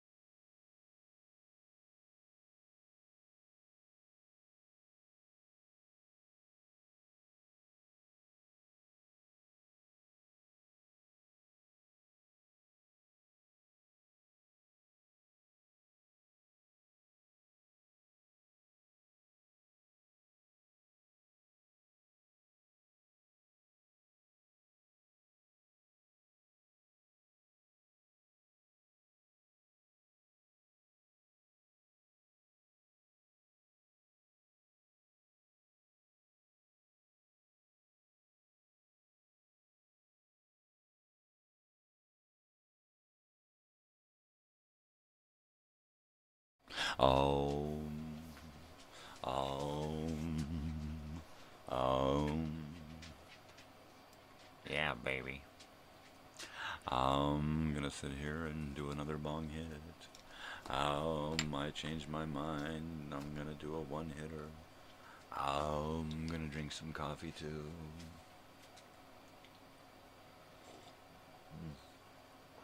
Oh, baby. My stomach is saying, let's get ready to rumble. And then it's just rumbling. It's crazy. I have a crazy stomach. It's even crazier in the morning. I mean, it just wants to jump outside of my body some days. You know. Sometimes, oh, there it went. Like rolling thunder. Rolling thunder. Oh my gosh.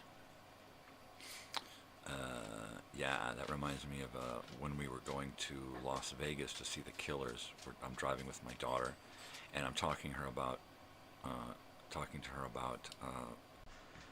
the 1970s driving into Las Vegas way back when it was a whole lot smaller, and there were a few neighborhoods, but it was really spread out, right? And it was just completely surrounded by desert. I mean, it was so small back then, the airport was literally just like right in town. And there was no freeway. There was just a highway that came in, a little 2-lane highway that came into town and went out the other way. And there was a Four Corners type thing going on in Vegas, and then over here was the Strip, right? And that was coming down from the north down into Vegas. And I remember hearing my father tell us stories about when he lived out in Vegas with his father in the 1950s while his father was a milkman.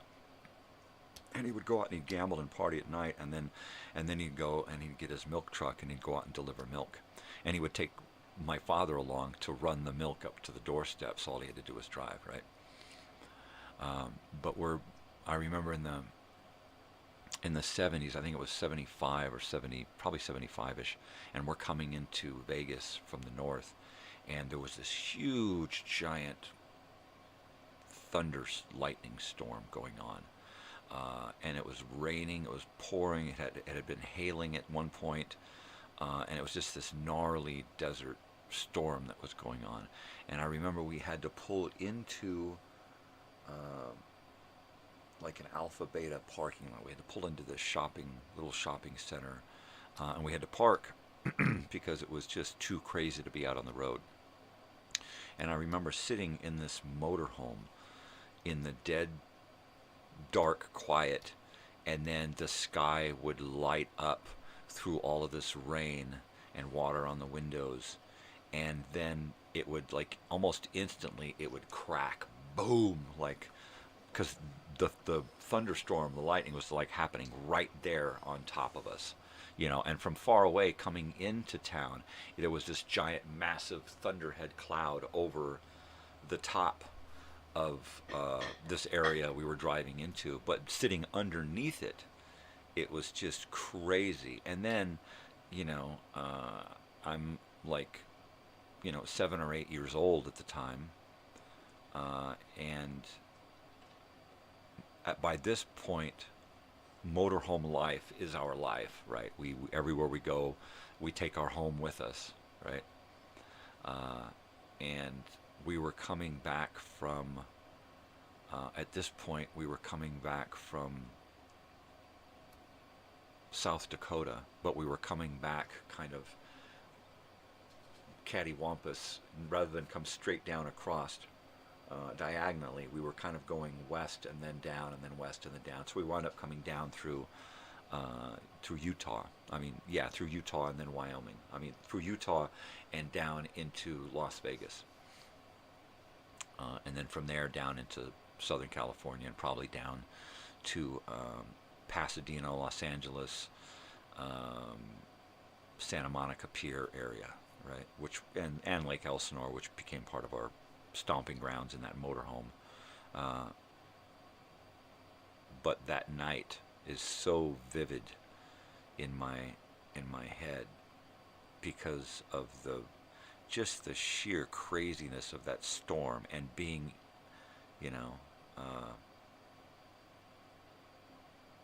being out there, in it, and only having a little thin piece of metal between us and the storm. Yeah, crazy, to be in your home and, and driving around to different areas, but, also having to deal with different people and different weather conditions, different climate, different altitudes. It was crazy to be, to wake up one morning and be on the beach and spend the day at the beach and then go to sleep. And then the next morning, wake up in the mountains somewhere. And it's like, what the hell is this? And then to wake up at a lake the next day. And then, a couple of days later, you go to sleep and you wake up and you're in the middle of the United States on your way to somewhere else. I don't know how many times I slept in that motorhome or that van, and would just be like, oh my God, where are we going now? Where are we going to wind up? Don't they even know that I should have been in school a week ago? Literally, that would be the case, and I'm not going to tell them. My brother, of course not. Sister's too young, so we're not going to fess up that, hey man, I saw a school bus. Shh, shut up, don't say anything. They didn't see it. And if they didn't see a school bus, then it wouldn't dawn on them that we should be in school and it's school season and we need to put the motorhome somewhere and get us into a school, And quite often I would wind up in a new school somewhere a week, 2 weeks late, easily. And it sucks to be the new kid in school, but to show up after everybody's already gotten over being new to each other, and then all of a sudden and then to be completely different from everybody else, man, just a sore dick sticking out there waiting for somebody to smack it. Yeah, I don't know how many times I was the sore dick. Oh, here's the new kid. Let's get him. Let's get him.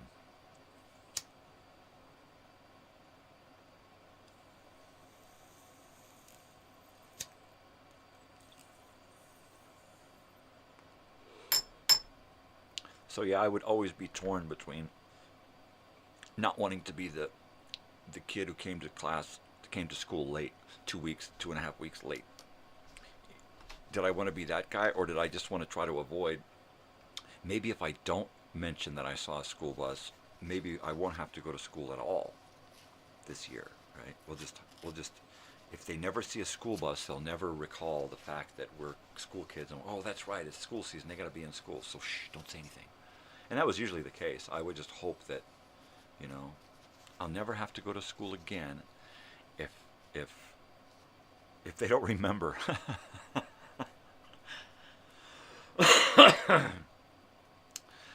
I don't recall too often first days of school where everybody, it was their first day. Usually we were late. Usually we were coming to school late. And by late, I mean like a week. Usually a week or more. It was usually a guarantee that we were never going to be showing up on the first day of school with everybody else, nice, shiny new clothes and, new haircuts and everything. That was never going to happen. I never saw that it may have happened once or twice. It was probably so traumatic that I blocked it out of my head. But I don't think that ever happened at my house. It was always, oh my God, you guys, you assholes, why didn't you tell us school was in session? We should have had you enrolled 2 weeks ago, damn it. And then it was our fault. Like we were supposed to keep track of this shit. Well, who the hell are the parents, right? Where the hell are the parents here? That was funny stuff. That was funny stuff growing up, Yeah. Funny stuff. especially my 8th grade year, when I was going back to the same school, and late, of course, but going back to the same school, and having been out of school for the 6 weeks of 7th grade, last 6 weeks of 7th grade, I just ditched. I just stopped going, right?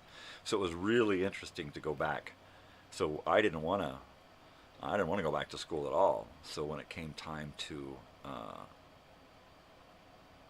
go into the office and say, yeah, we're late, we just got back into town, or whatever the lie was this time, the lie was usually there to protect my parents.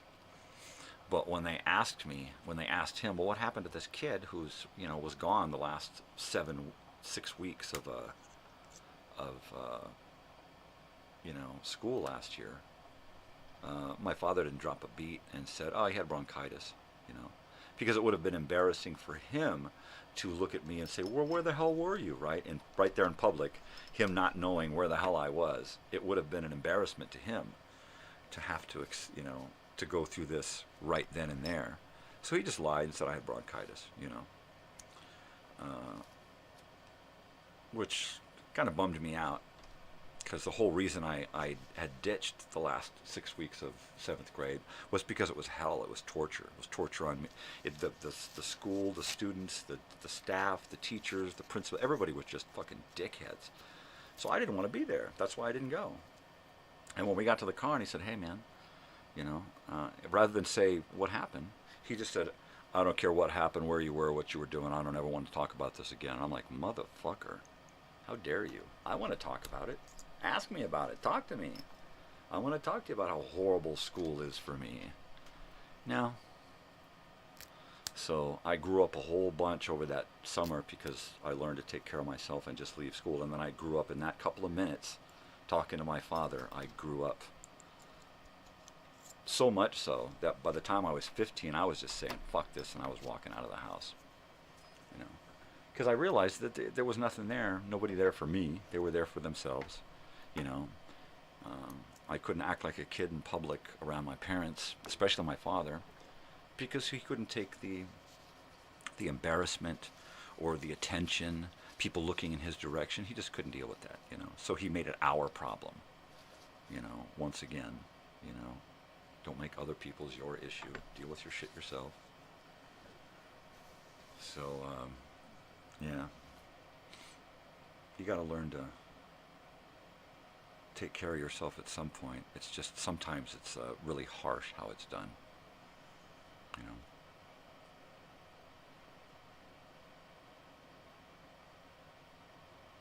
Yeah, by the time I got to the 9th grade, I was pretty much done with home life. I think before the 9th grade was over, I was gone. I was gone because I had made enough friends to have people who would help me, and actually care enough to help. Where, how hard is it to get that at home? Sometimes it's pretty damn hard to get your own family, I use that term loosely, to give a shit about you. More than they care how much you affect them, right? Which is the way it was with my father. He didn't care so much about what I was doing or what was happening to me, so far as long as it didn't affect him. If you don't have to be bothered with it, or attention drawn to him, or be made to do anything that he don't want to do, then fine. But that's parenting 101. Oh, yeah. So everything my parents did, raising us growing up, I just do exactly the opposite of whatever they would do. I just do the opposite. And it's worked out great, It's worked out fantastic. Most of the time I let my wife make the decisions because I come from a place of poor decision making. So I just, I'll back mom. Whatever mom says, I'm going to back her. Because she has familial common sense where I just don't, I can't even hold on to friends, let alone family. So I pretty much let her do most of the programming of our young adult.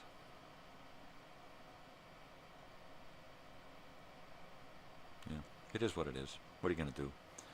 You know, I don't run from reality. I don't like it, but it is what it is. I don't hate people over things and what people did and decisions they made. I mean, I'm not them.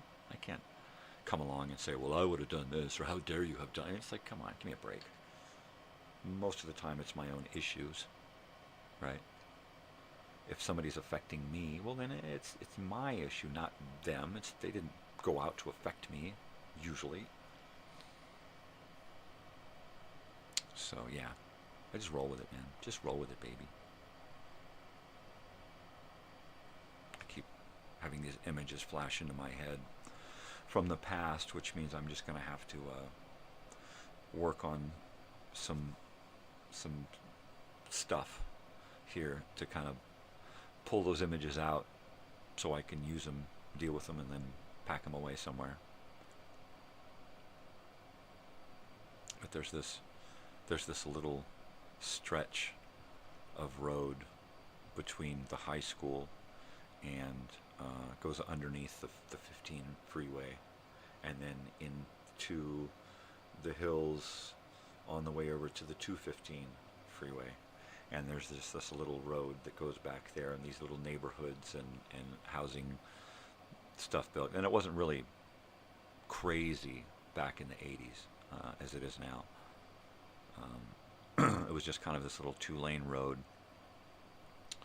with, a couple of little communities. And like I said, that road just keeps flashing into my head. This guy that I worked for lived out there right off the road.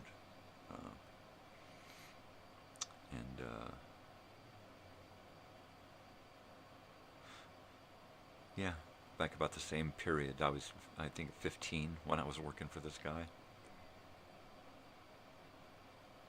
Because by then I was on my own. Man. I was living on people's couches and stuff, and I couldn't just sit around all day. So I'd go out and find a job and go fucking work, Work construction. It was easy to work construction. You just walk onto a job site and say, you need some help. And they would look at you and size you up right away and say, yeah, get a shovel, get a broom, get this, do that. What can you do? You ever done this before? And usually it was from about 15 to 18. It was about, no, I've never done this before, but I'm willing to learn, right? And I would get the lowest job and start from there and work my way up. I mean, I started when I was 15. I was on this one job site working for this guy, working on some track homes, apartments and stuff, right there off of Joy Street in Riverside in Lake Elsinore. And I started off there just cleaning, and I would go upstairs and I would sweep everything upstairs and then go downstairs and sweep everything downstairs and take all of the trash out, and so that the floor was clean in every single apartment. And I would just go through every morning. I would just start in one end and I would work my way haul ass through every building and clean every building out and get it ready for the crew that was coming in. And I'd get there when the sun come up, and I'd get there and I'd start cleaning until the crew, and then I'd be ahead of the game and then finish that, and then I'd start cleaning up outside. And I got so good at that I was able to start driving a tractor, a skip loader, at 15. And I was like, come on, we got to go get us a skip loader. And we'd drive down the street to the rental place at Four Corners and get a skip loader. And he'd say, all right, this is what you do. And he'd put me behind the wheel and make me drive it all the way back, bouncing down the road, all the way back to the job site, like 4 blocks away. And that's how I got my first construction job. And that was a long line of construction jobs. So by the time I was 18, 19, I would go into a job, any job, and say, I've done this before, or whatever, lie I had to do to get the job. And then I would be really quick to learn and figure it out, so that even though they would figure out real quick that I didn't know what the fuck I was doing, they could see that I was a fast learner, and they would just let me stay most of the time.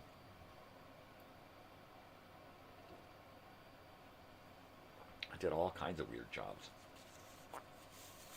You know, from raking rocks at a golf court to making silicone in a factory, making silicone tubes, extrusion, big giant steel rollers, dumping in different materials and elements to create a silicone rubber, and then run it through an extruder, and then through an oven, and then through a bath to cool it, and then through a cutter, and then box it and package it. And, I mean, it was at later in life, like 10 or 15 years later, 15 or 20 years later, I got into plastics and did similar work. It wasn't extruding; it was a different form of manufacturing. But a lot of these jobs, they just would, get sent over there as a temp, and they would say, "All right, you ever done anything like this before?" "Sure," or but I'm willing to learn. It used to be like that,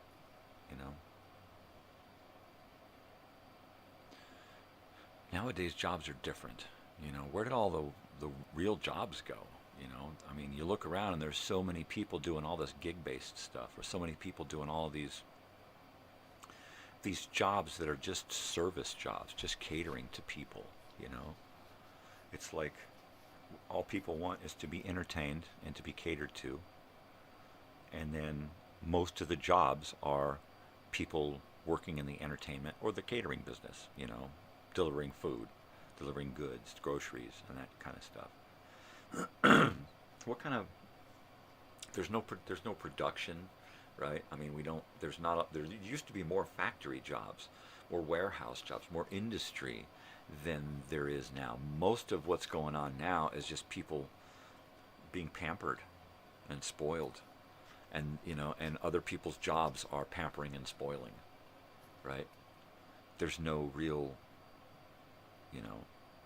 what do you got? Amazon, they don't make stuff, they just deliver stuff. We've got a few factories, a few car companies, a few companies that make things in the United States, but most of it we just buy from other places, and we just order shit up, and then we go to our jobs where we deliver shit, or cater to people. I clean houses for people, or on vacation, so it's the same fucking thing. I'm just in the service. Most of the people I know are doing the same kind of thing, taking care of people, whether it's taking care of them in their home, taking care of their homes, bringing stuff to their homes. It's all about, entertainment, being pampered, being catered to, having shit delivered, having shit done right there in your home.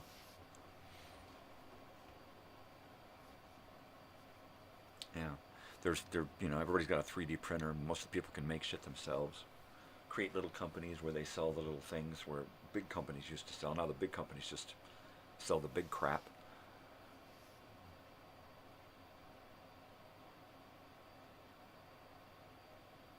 There's no more industry.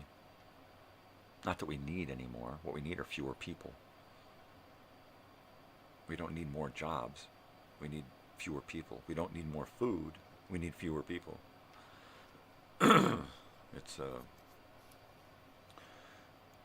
There's too many people, flat out.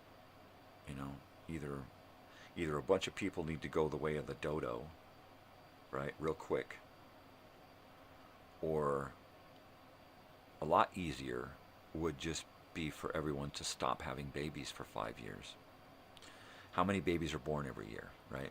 You figure, okay, well, if we just stop having babies for 5 years, put a cap on it. Instead of that, have people take classes on how to have babies and raise babies and care for babies and raise children and that kind of stuff. And then go back at it and say, all right, look, you can have babies, but you can only have 2, So many people are going to die in that 5 years.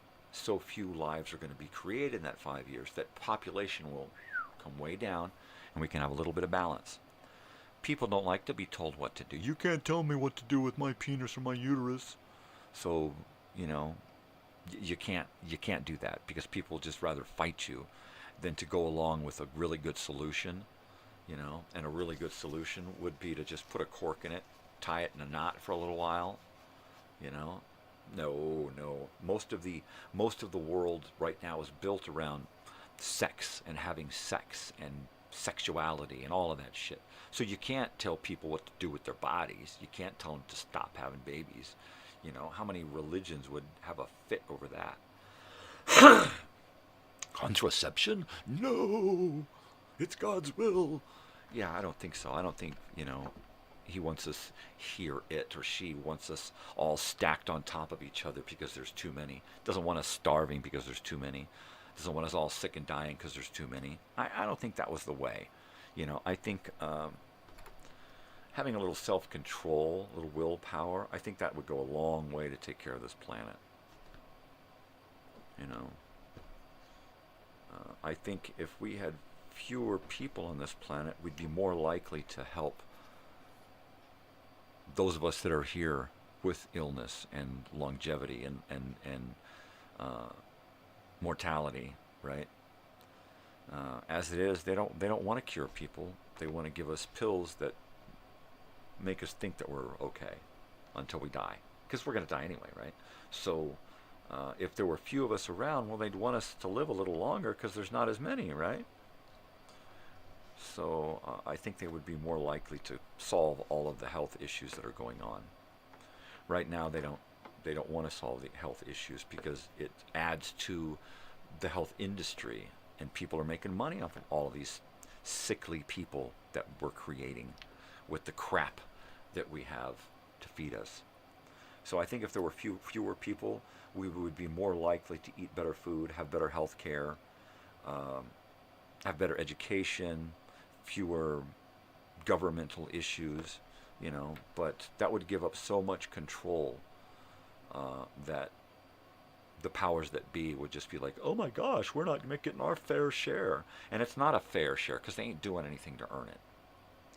So that's an outdated term. They can't say, you know, you need to pay your fair share in taxes, because it's not fair. We're paying for bullshit. Most of the stuff that we pay for is bureaucracy. Doesn't get anything done. If the taxes that we're paying are so great, it should be solving a lot of problems, but it doesn't. We got parties against the aisle just trying to kill each other constantly, not getting along, not getting anything done, you know, and we pay for it. So, you know, if anything was to be done, I think that we should, you know, deal with population control and governmental control and, you know, citizen oversight. There's no oversight in government. We just give them the ball and let them run with it, and then they keep billing us, you know. Let's raise them taxes. We ain't got enough taxes. We need more money. We need more money. Well, if you need, why are we up to our eyeballs in debt? We keep giving you this money, and you keep putting us further and further in debt. You know, where's this money going to? Why are we helping out all these other countries when we can't even help ourselves? You won't even help your own people.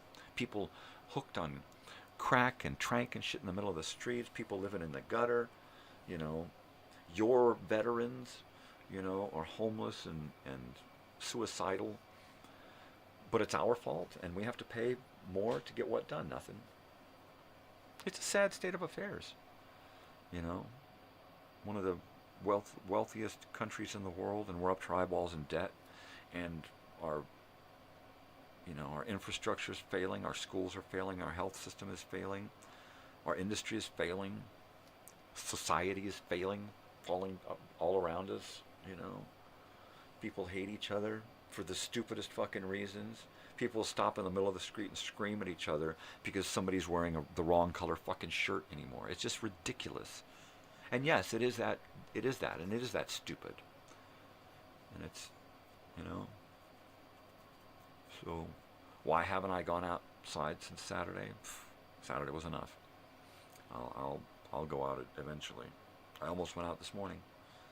I'll go out eventually. I won't enjoy it. I'll put my head down and pretend I don't see what's going on. I'll try to ignore the people that cut me off and reach in front of me and stop me in mid-stride because they're on their phone. I'll just try to ignore it. Or I'll sit here and lose myself in all of this because it's just that much easier to just escape. And maybe in some small part, something of what I say here might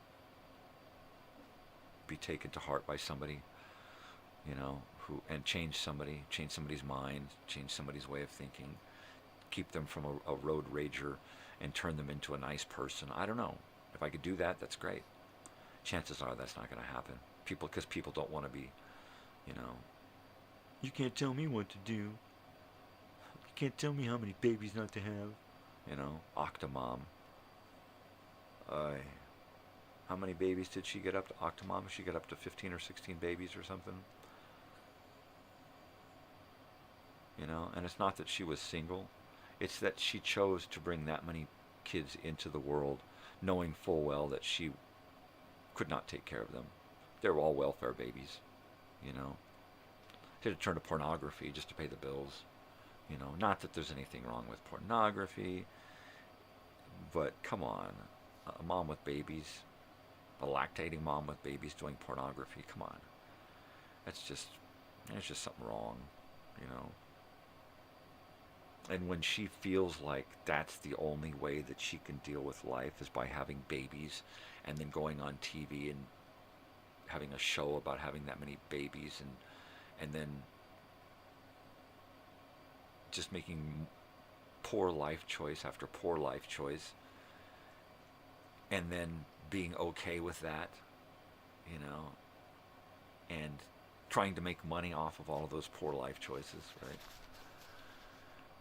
There's just something wrong with the world anymore, and then that's entertainment, right? Or at least for a period in time, that was entertainment. Wow, that's really, wow. And then later on, it's like, oh man, they put her right in there with Suntan Mom, and what Fat Squeaky, whatever that lady was with the little girl. I don't even remember the girls from down south. Fartsy and Mopsy or something. I don't remember what it was. Some weird fucking show. Or the Duck Dynasty, where it's okay for a while until we find out that there's child abuse or racism or nepotism or, some kind of weird shit going on. And then it's like, oh my God, how dare we, we're forced to watch these fuckers every night. And then they turn out to be fuckers. It's like, what do you expect, Gee, they're not allowed to be fucking human. Because that's all that it boils down to, is they try to put these regular average people on show and put them on TV and turn them into, these better than everyone else idols. And then we take all the humanity out of them because we want to look up to them as a superstar. And then when all of a sudden reality rehumanizes them, it's like, oh my God, how dare they be real? How dare they make mistakes? How dare they're this, that, and the other? It's like, fuck. That was always there. We just chose not to see it. Or they chose not to show it because they had an agenda. They had their motives. 18 and counting, 21 and counting. That was just sad. I knew right from the first time I saw that show and that crazy mom's eyes and that fucked up dad and all those poor little kids. I knew that show was headed for a bad situation. And what happened? It went to a bad situation. Incest and nepotism and, false religious hopes and controlling and cult and all of this fucking crazy shit, and then have that brought right into the government, right? And talk about separating church and state. Nope. Let's just bring it right into the state. And how you get somebody in office to help control public schools when all of their kids are homeschooled by crazy mama, I don't want this dude in charge of my fucking public school system. He ain't got a fucking clue what's going on out there in the world. He shouldn't be in charge of anything in reality because he's got no conception of what fucking reality is. He's living in his own fucking world, you know. That whole, the Duger family, fucking kooks, man. Wow. And the fact that the whole world was so, gosh, they're the best thing in the world. Everybody was dressing like them and joining religions and getting all, you know, handsy and, and they were just selling us a bill of goods. And nobody saw, I saw it from the first fucking time I looked into those eyes of all of those fucking characters on that show. Man, they're fucked. They're screwed now. And, yeah, it was all a fucking lie. Of course it was. Just like that Alaska Bush family, bullshit. Treehouse guy, bullshit. It's all bullshit. It's all overproduced, over-directed, over-scripted bullshit. You know? And people fall in for it. Go, that's the realest show in the world. No, it's not. No, it's not. You know? Raise your IQ a little bit. Go read a book. You know? Turn that shit the fuck off. You know? It's just, it's not worth what it does to your IQ to watch that shit, you know. Watch some kind of investigation show, you know. Watch some kind of documentary done by a reputable production team. Don't watch that fucking TV show it's like watching those alien shows, you know. What if, perhaps, this could possibly maybe be, right? It's like, shut up. Shut up. What if you guys actually put a show on TV that was worth fucking watching? Nope. You got to suffer through 5 minutes of commercials and 4 minutes of show, and the show ain't worth the fucking a minute of commercials. It's not. It's like I watch a show for the first 10 or 15 minutes, and if it doesn't get me, so that I'll be willing to come back after 5 or 6 minutes of commercials, because they hit you, man. They fucking hit you. For every hour of TV you get, probably nowadays you're probably getting 35 or 40 minutes of show, and the rest of it's commercial. You know, or even if you're watching the show, it's usually a recap of what you saw before the commercial, or at the, you know, before the commercial, what's going to come after the commercial. Well, what's going to come after the commercial is a recap of what you're telling me now. What the fuck? It just goes on and on and on with the stupid bullshit. You know, you try to watch that show, Skinwalker Ranch, and it's so overproduced, and it's so fake, and it's so full of fucking shit. And everything that they're doing, they've already figured out ahead of time. It's already been investigated. You know, we'll go over here and we'll re-dig into there from this side, and we'll cover this up, and you won't see where we dug first to find out if we should even fucking do this for this episode, right? They spend a whole off season trying to figure out what they're going to do for the next season, and then they script everything out, and they lay out everything, and they get all of these little things. Ooh, and if we put a big old electromagnet over here, it's going to make everything go weird. Oh my God. You know, and then you put something in some guy's fucking coffee so that he gets all wonky and passes out, and you don't know what happened. Everybody else does. Shh, don't tell him. Don't tell him we put LSD in his fucking Coke, right? Yeah, I totally believe that more than I believe the bullshit that they're trying to say that's going on out there, right? Some people just go, right, wow, man, did you see that? Did you hear that? And so I'm like, yeah, right, okay. You know, you got to know where reality is and where bullshit starts, man. And as soon as you turn on that fucking TV, the bullshit starts. Period. Fucking end of the story. It don't go anywhere but bullshit from then on. Yep. I'm telling you. I'm telling you. Yep. Oh, yeah, those scripted reality shows are just so hideous, like Naked and Afraid. It's like, you know, that one hill over, there may be in Africa, but one hill over, there's a big ranch. You know, it's either a cattle ranch or an animal preserve, you know, or a neighborhood or a town, you know, or village. There's something right there. They're so close to everything. Where the fuck is everybody going, right? You got this big production team out there. They're not out there naked and afraid. They're not doing this shit. They're following these people around, and they're dropping off cameras and here and there. But they're getting a ride with that truck that shows up to drop them off. He's coming from just down the fucking road where this guy has a little bed and breakfast, right? And he takes people out on safaris, you know, and he's dropping it off in a place where there's no wild animals, you know. It's probably fenced off, you know.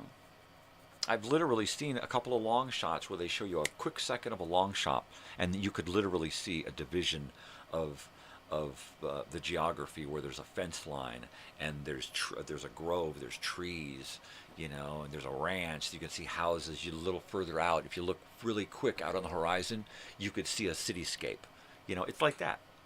It's bullshit, is what it is. It's all bullshit. All those reality shows are just scripted bullshit. I know it's just you know, written in that, but it is real. It's not. It's not real at all. You know. The only reality is these people are stupid enough to sign up for this bullshit and torture themselves and go through this bullshit on camera. You know. I mean, come on. Why? The one phrase that I heard from one of the guys on Naked Afraid, my wife watches this show, right? I'm like, while I'm reading, I'm like, oh, geez, no. And I hear this guy say something like, in all my career of doing Naked and Afraid, and I could just, all of a sudden, I flashed on him living in his basement at 45 years old, explaining to his mom that this is Mom, this is my career. It's my career, Mom. And I'm sure that every episode they get paid a little bit of money. They get paid to join up and play that season. And then if they win, they get a big chunk of money. But normally, most of them just are in it because it's an easy way to make a buck and get their face out there. And, hey, look at me, I'm out here naked and afraid. And they make a few bucks, right? So that is a career for some of these fools, is for them to go out, strip down naked, live on worms, and bring home a paycheck and go back to living in Mom's basement. You know, and it's sad. It's sad when I hear this guy say, this is my career, man, and all my career of doing Naked and Afraid, this is the first time that I was ever able to bag an antelope. And you've been doing this 10 fucking years. This is your career. What do you do? Work at Circle K in your off time? I mean, what boss is going to let you run off 4 times a year and go live in the sticks and, you know, rub your thing up against a fucking piece of bark, you know, because you must get off on it some way. You know, there must be something about this, you know, lazy and afraid, lazy and alone, you know. And then there was another one, those guys that go by themselves and set up a camera in the middle of nowhere. And, oh, I heard something. What was that? What was that? Oh, my God. Oh, I farted. You know, oh. Yeah, we dropped them off along this coastline. They show up a nice map of this. They don't expand out a little bit where you see, oh, look, there's Quebec over there. No, they don't show. That's British Columbia. Look, there's the, oh, look, there's a ferry that comes over here, and there's a little village on the other side of it. They don't show any of that. You know, they make it appear as though these people are out in the middle of nowhere, you know, or that Mountain Man one season they're going to go out there and they're going to find that old crusty dude out there just frozen in his shack, you know, because nobody gave a shit about him during the off season, you know, because that's why they do this show, because nobody gives a shit about them.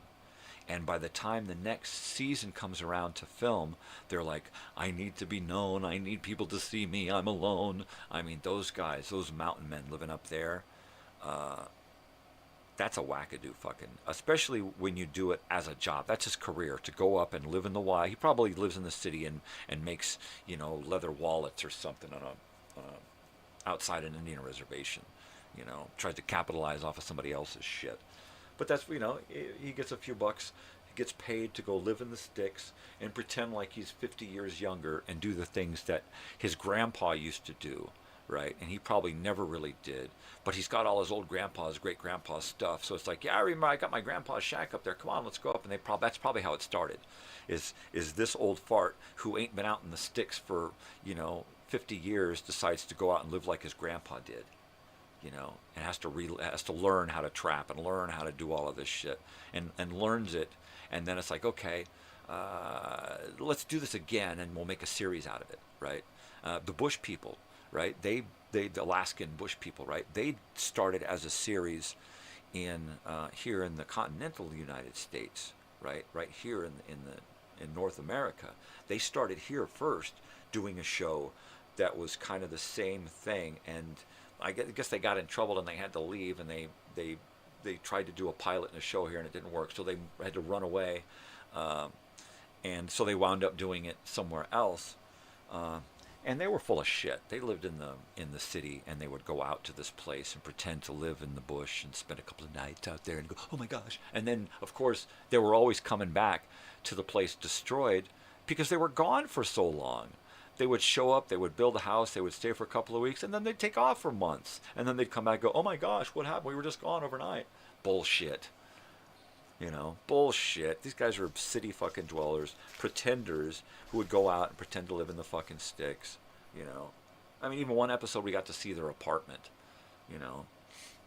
little fucking couple of room apartment where they all jammed into to live because it was the cheapest way to live while the show produced all of this stuff,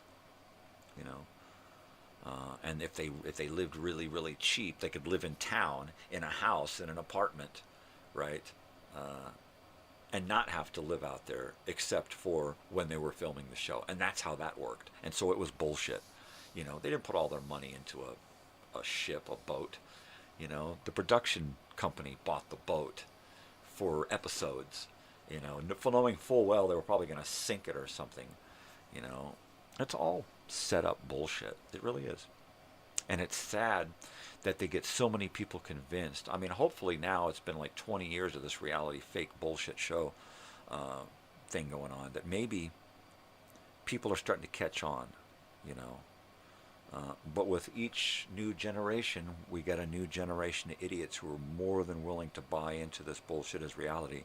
And the more they're force-fed this social media crap, the easier it is for them to buy into it,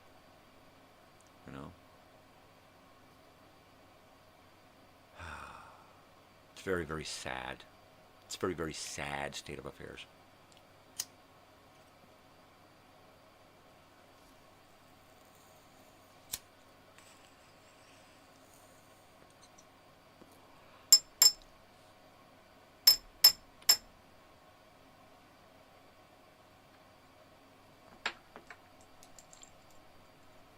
Well, let's see. What am I going to do today? I think I'm going to try to get outside and do some shelf brackets outside. I think that's going to be an important thing to do. And then my wife can get out there and put plants and stuff and kind of get the ground cleared. I've got to upload a couple of videos and create some videos. Take some educational films and pretty them up so that I can upload them. I'll probably play a little Minecraft this morning.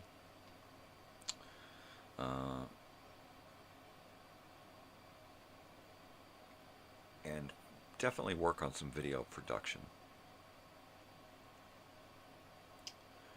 I've already got a video time machine ready for this week, so I'll probably try to get something worked out for next week. At least gather up some elements and, circle the wagons and get all my ducks in a row and whatever other kind of euphemism I can come up with.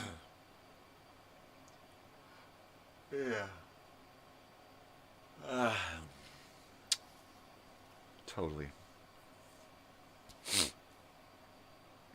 Yeah.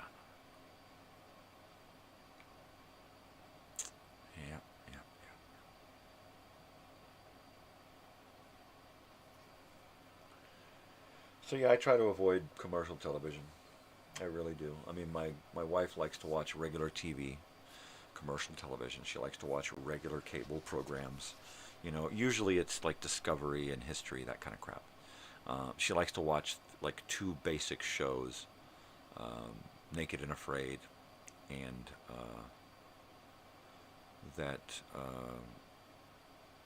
what is that one? Cold Case Files thing. I think that's what it's called. Is that what it is? It's a half-hour show where they look at a case, a crime, murder, something.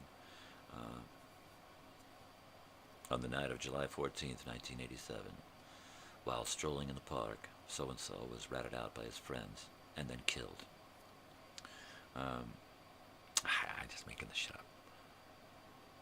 But yeah, she likes to watch those. And they're all right. Naked and Afraid, it's more a reflection of, for me, it's more of a reflection of how gullible the audience is and how stupid the TV stuff has become. Because there are so many shows like that are so over-the-top scripted and are supposed to be reality shows, right? And then the reality show, the real reality show, the documentary show that goes into an actual murder case and investigates the whole thing, so she's like both ends of the spectrum when it comes to the reality stuff. And then like in the middle there is like American Ninja Warrior, which it's kind of a scripted reality, but there's a lot of room for shit to go either way. They're gonna script it so that we want this guy to win, and then he loses right off, and it's like, oh fuck, okay, now let's do that again with another episode. This is the guy, and then, oh man, he don't make it. So they butter up 5 or 6 contestants, figuring it's got to be one of these guys, and they do all the backstory and video and stuff. And then it becomes this Shlomo guy over here, this out of nowhere dark horse, right? Totally. I'm going to have to figure out what I'm going to eat this morning. I don't know what to... My daughter had avocado toast and then went and laid back down.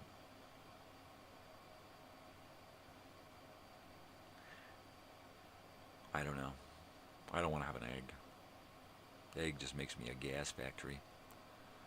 I got to make eggs anyway later to make potato salad, so I'm not going to do an egg now. Probably a piece of toast. Right?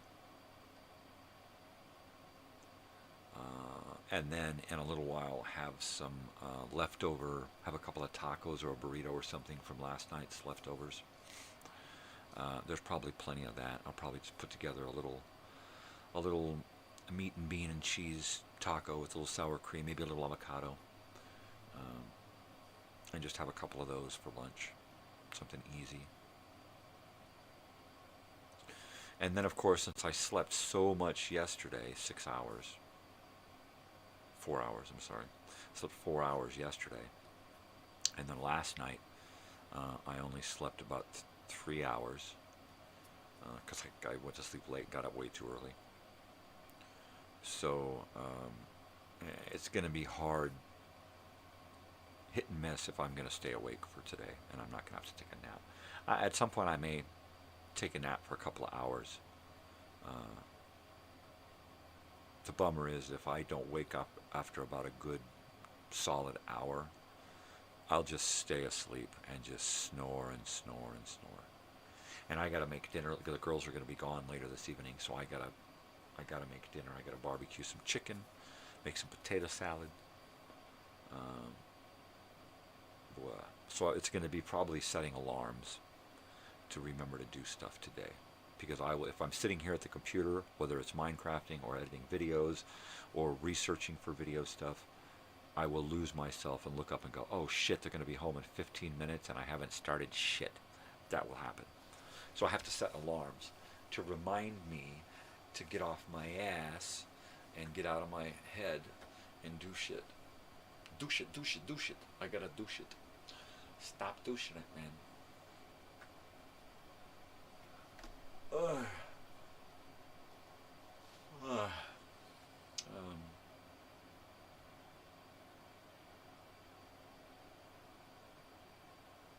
Yeah, I'll probably listen to some more of the book State of Fear by Michael Crichton. I've listened to this book, this audio book, 3 times. This is my 4th time listening to it. I haven't heard it in years, probably a decade. But, well, maybe not a decade, but this is, yeah, probably a decade. This is, God, longer than that. This is a great book, so I'm happy to listen to it again. But it's nothing I need to sit and listen to. As soon as I start listening to it, it's like, oh yeah, I know where I'm at, you know, because I've heard it 3 or 4 times. It's just that good of a book. It's just really a great story, great characters. The guy who's reading this version of it just hits all the octaves, all of the character voices. He can play a French girl and a really gruff American Southern guy. I mean, he's really, really good. So anybody wants a copy of it, I'll be happy to send it to you, free of charge. I'll just email you the files. Great stuff. Great stuff to listen to. So that way I if I try to read 2 different books at the same time, I'll get lost. But if I'm listening to one book and then reading another, so I can listen to this during the day and then read that at night, I don't get lost in between the 2. I'm like, oh man, what book am I, you know, what, you know, it doesn't happen. I know that whatever's in front of me, that's what I've been reading. You know, whatever I'm listening to, that's what I've been listening to. And listening to stuff is great because I can, you know, not only listen to music of any kind of period, but I can listen to any kind of entertainment from any of those periods. Old-time radio shows, comedies, music stuff, old books. I just found that I can listen to old books read by, you know, newer celebrities and stuff. So that's cool. So I kind of go in phases, right? Because of my depressive nature, anxiety and stress, and throwing myself so much into something that I burn myself out and have to push away from it for a while and then come back to it later. So I'm always kind of going in this kind of a circle. And right now I'm in that phase where I need input, right? I need to read. I need to listen to books on tape.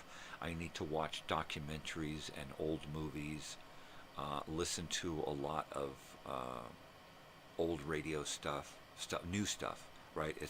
I'm at that phase in my life where I need a lot of input. And I'm always an input guy, but right now I'm like, I need overloads of input right now. Now.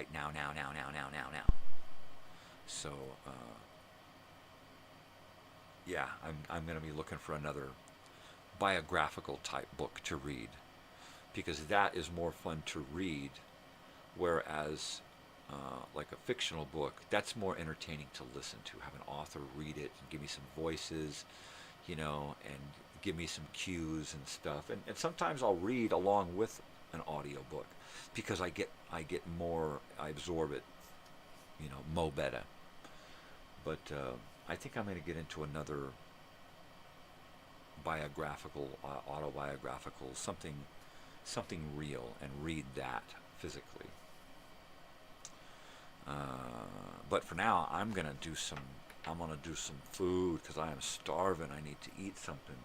I haven't had much this morning other than a cereal bar and a cup of coffee, and the coffee's just about gone. I'll probably check the pot and see if the wife left me any, and maybe make up a half a cup.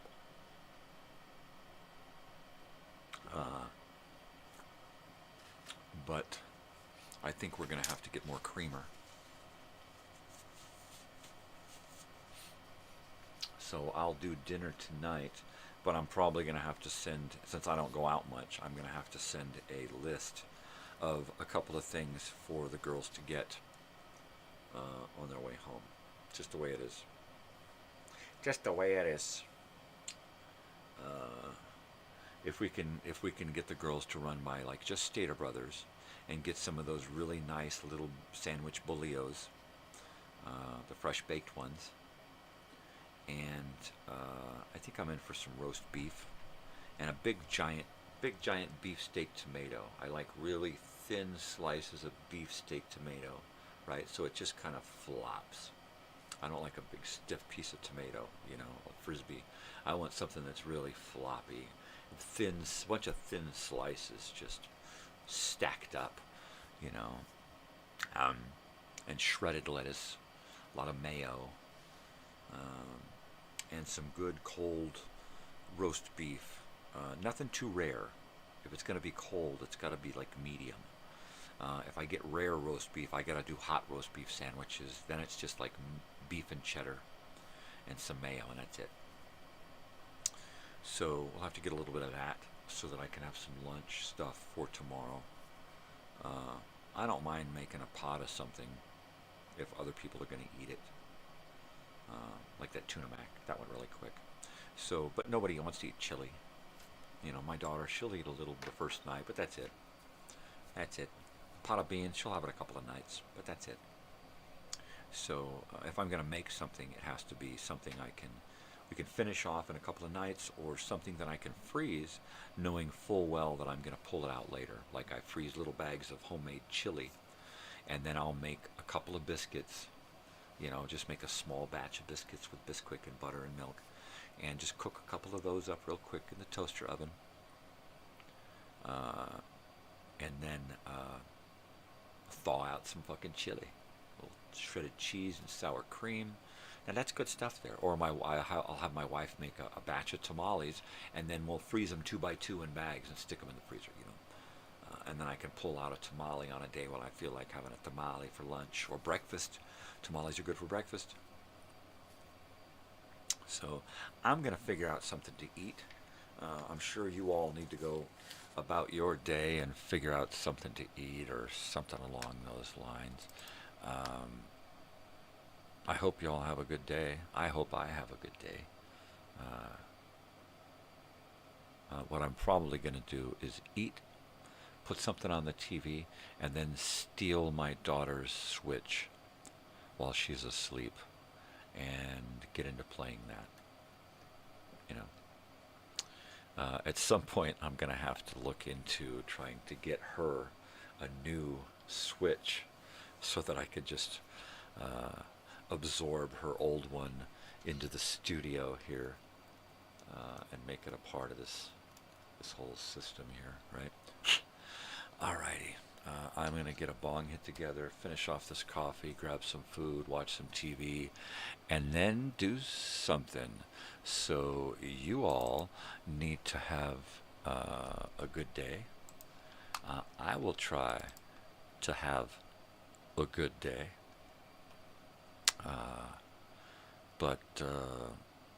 Yeah, anyway, thanks for joining me. Remember, when you're out there, you know, spread peace and love and not bullshit.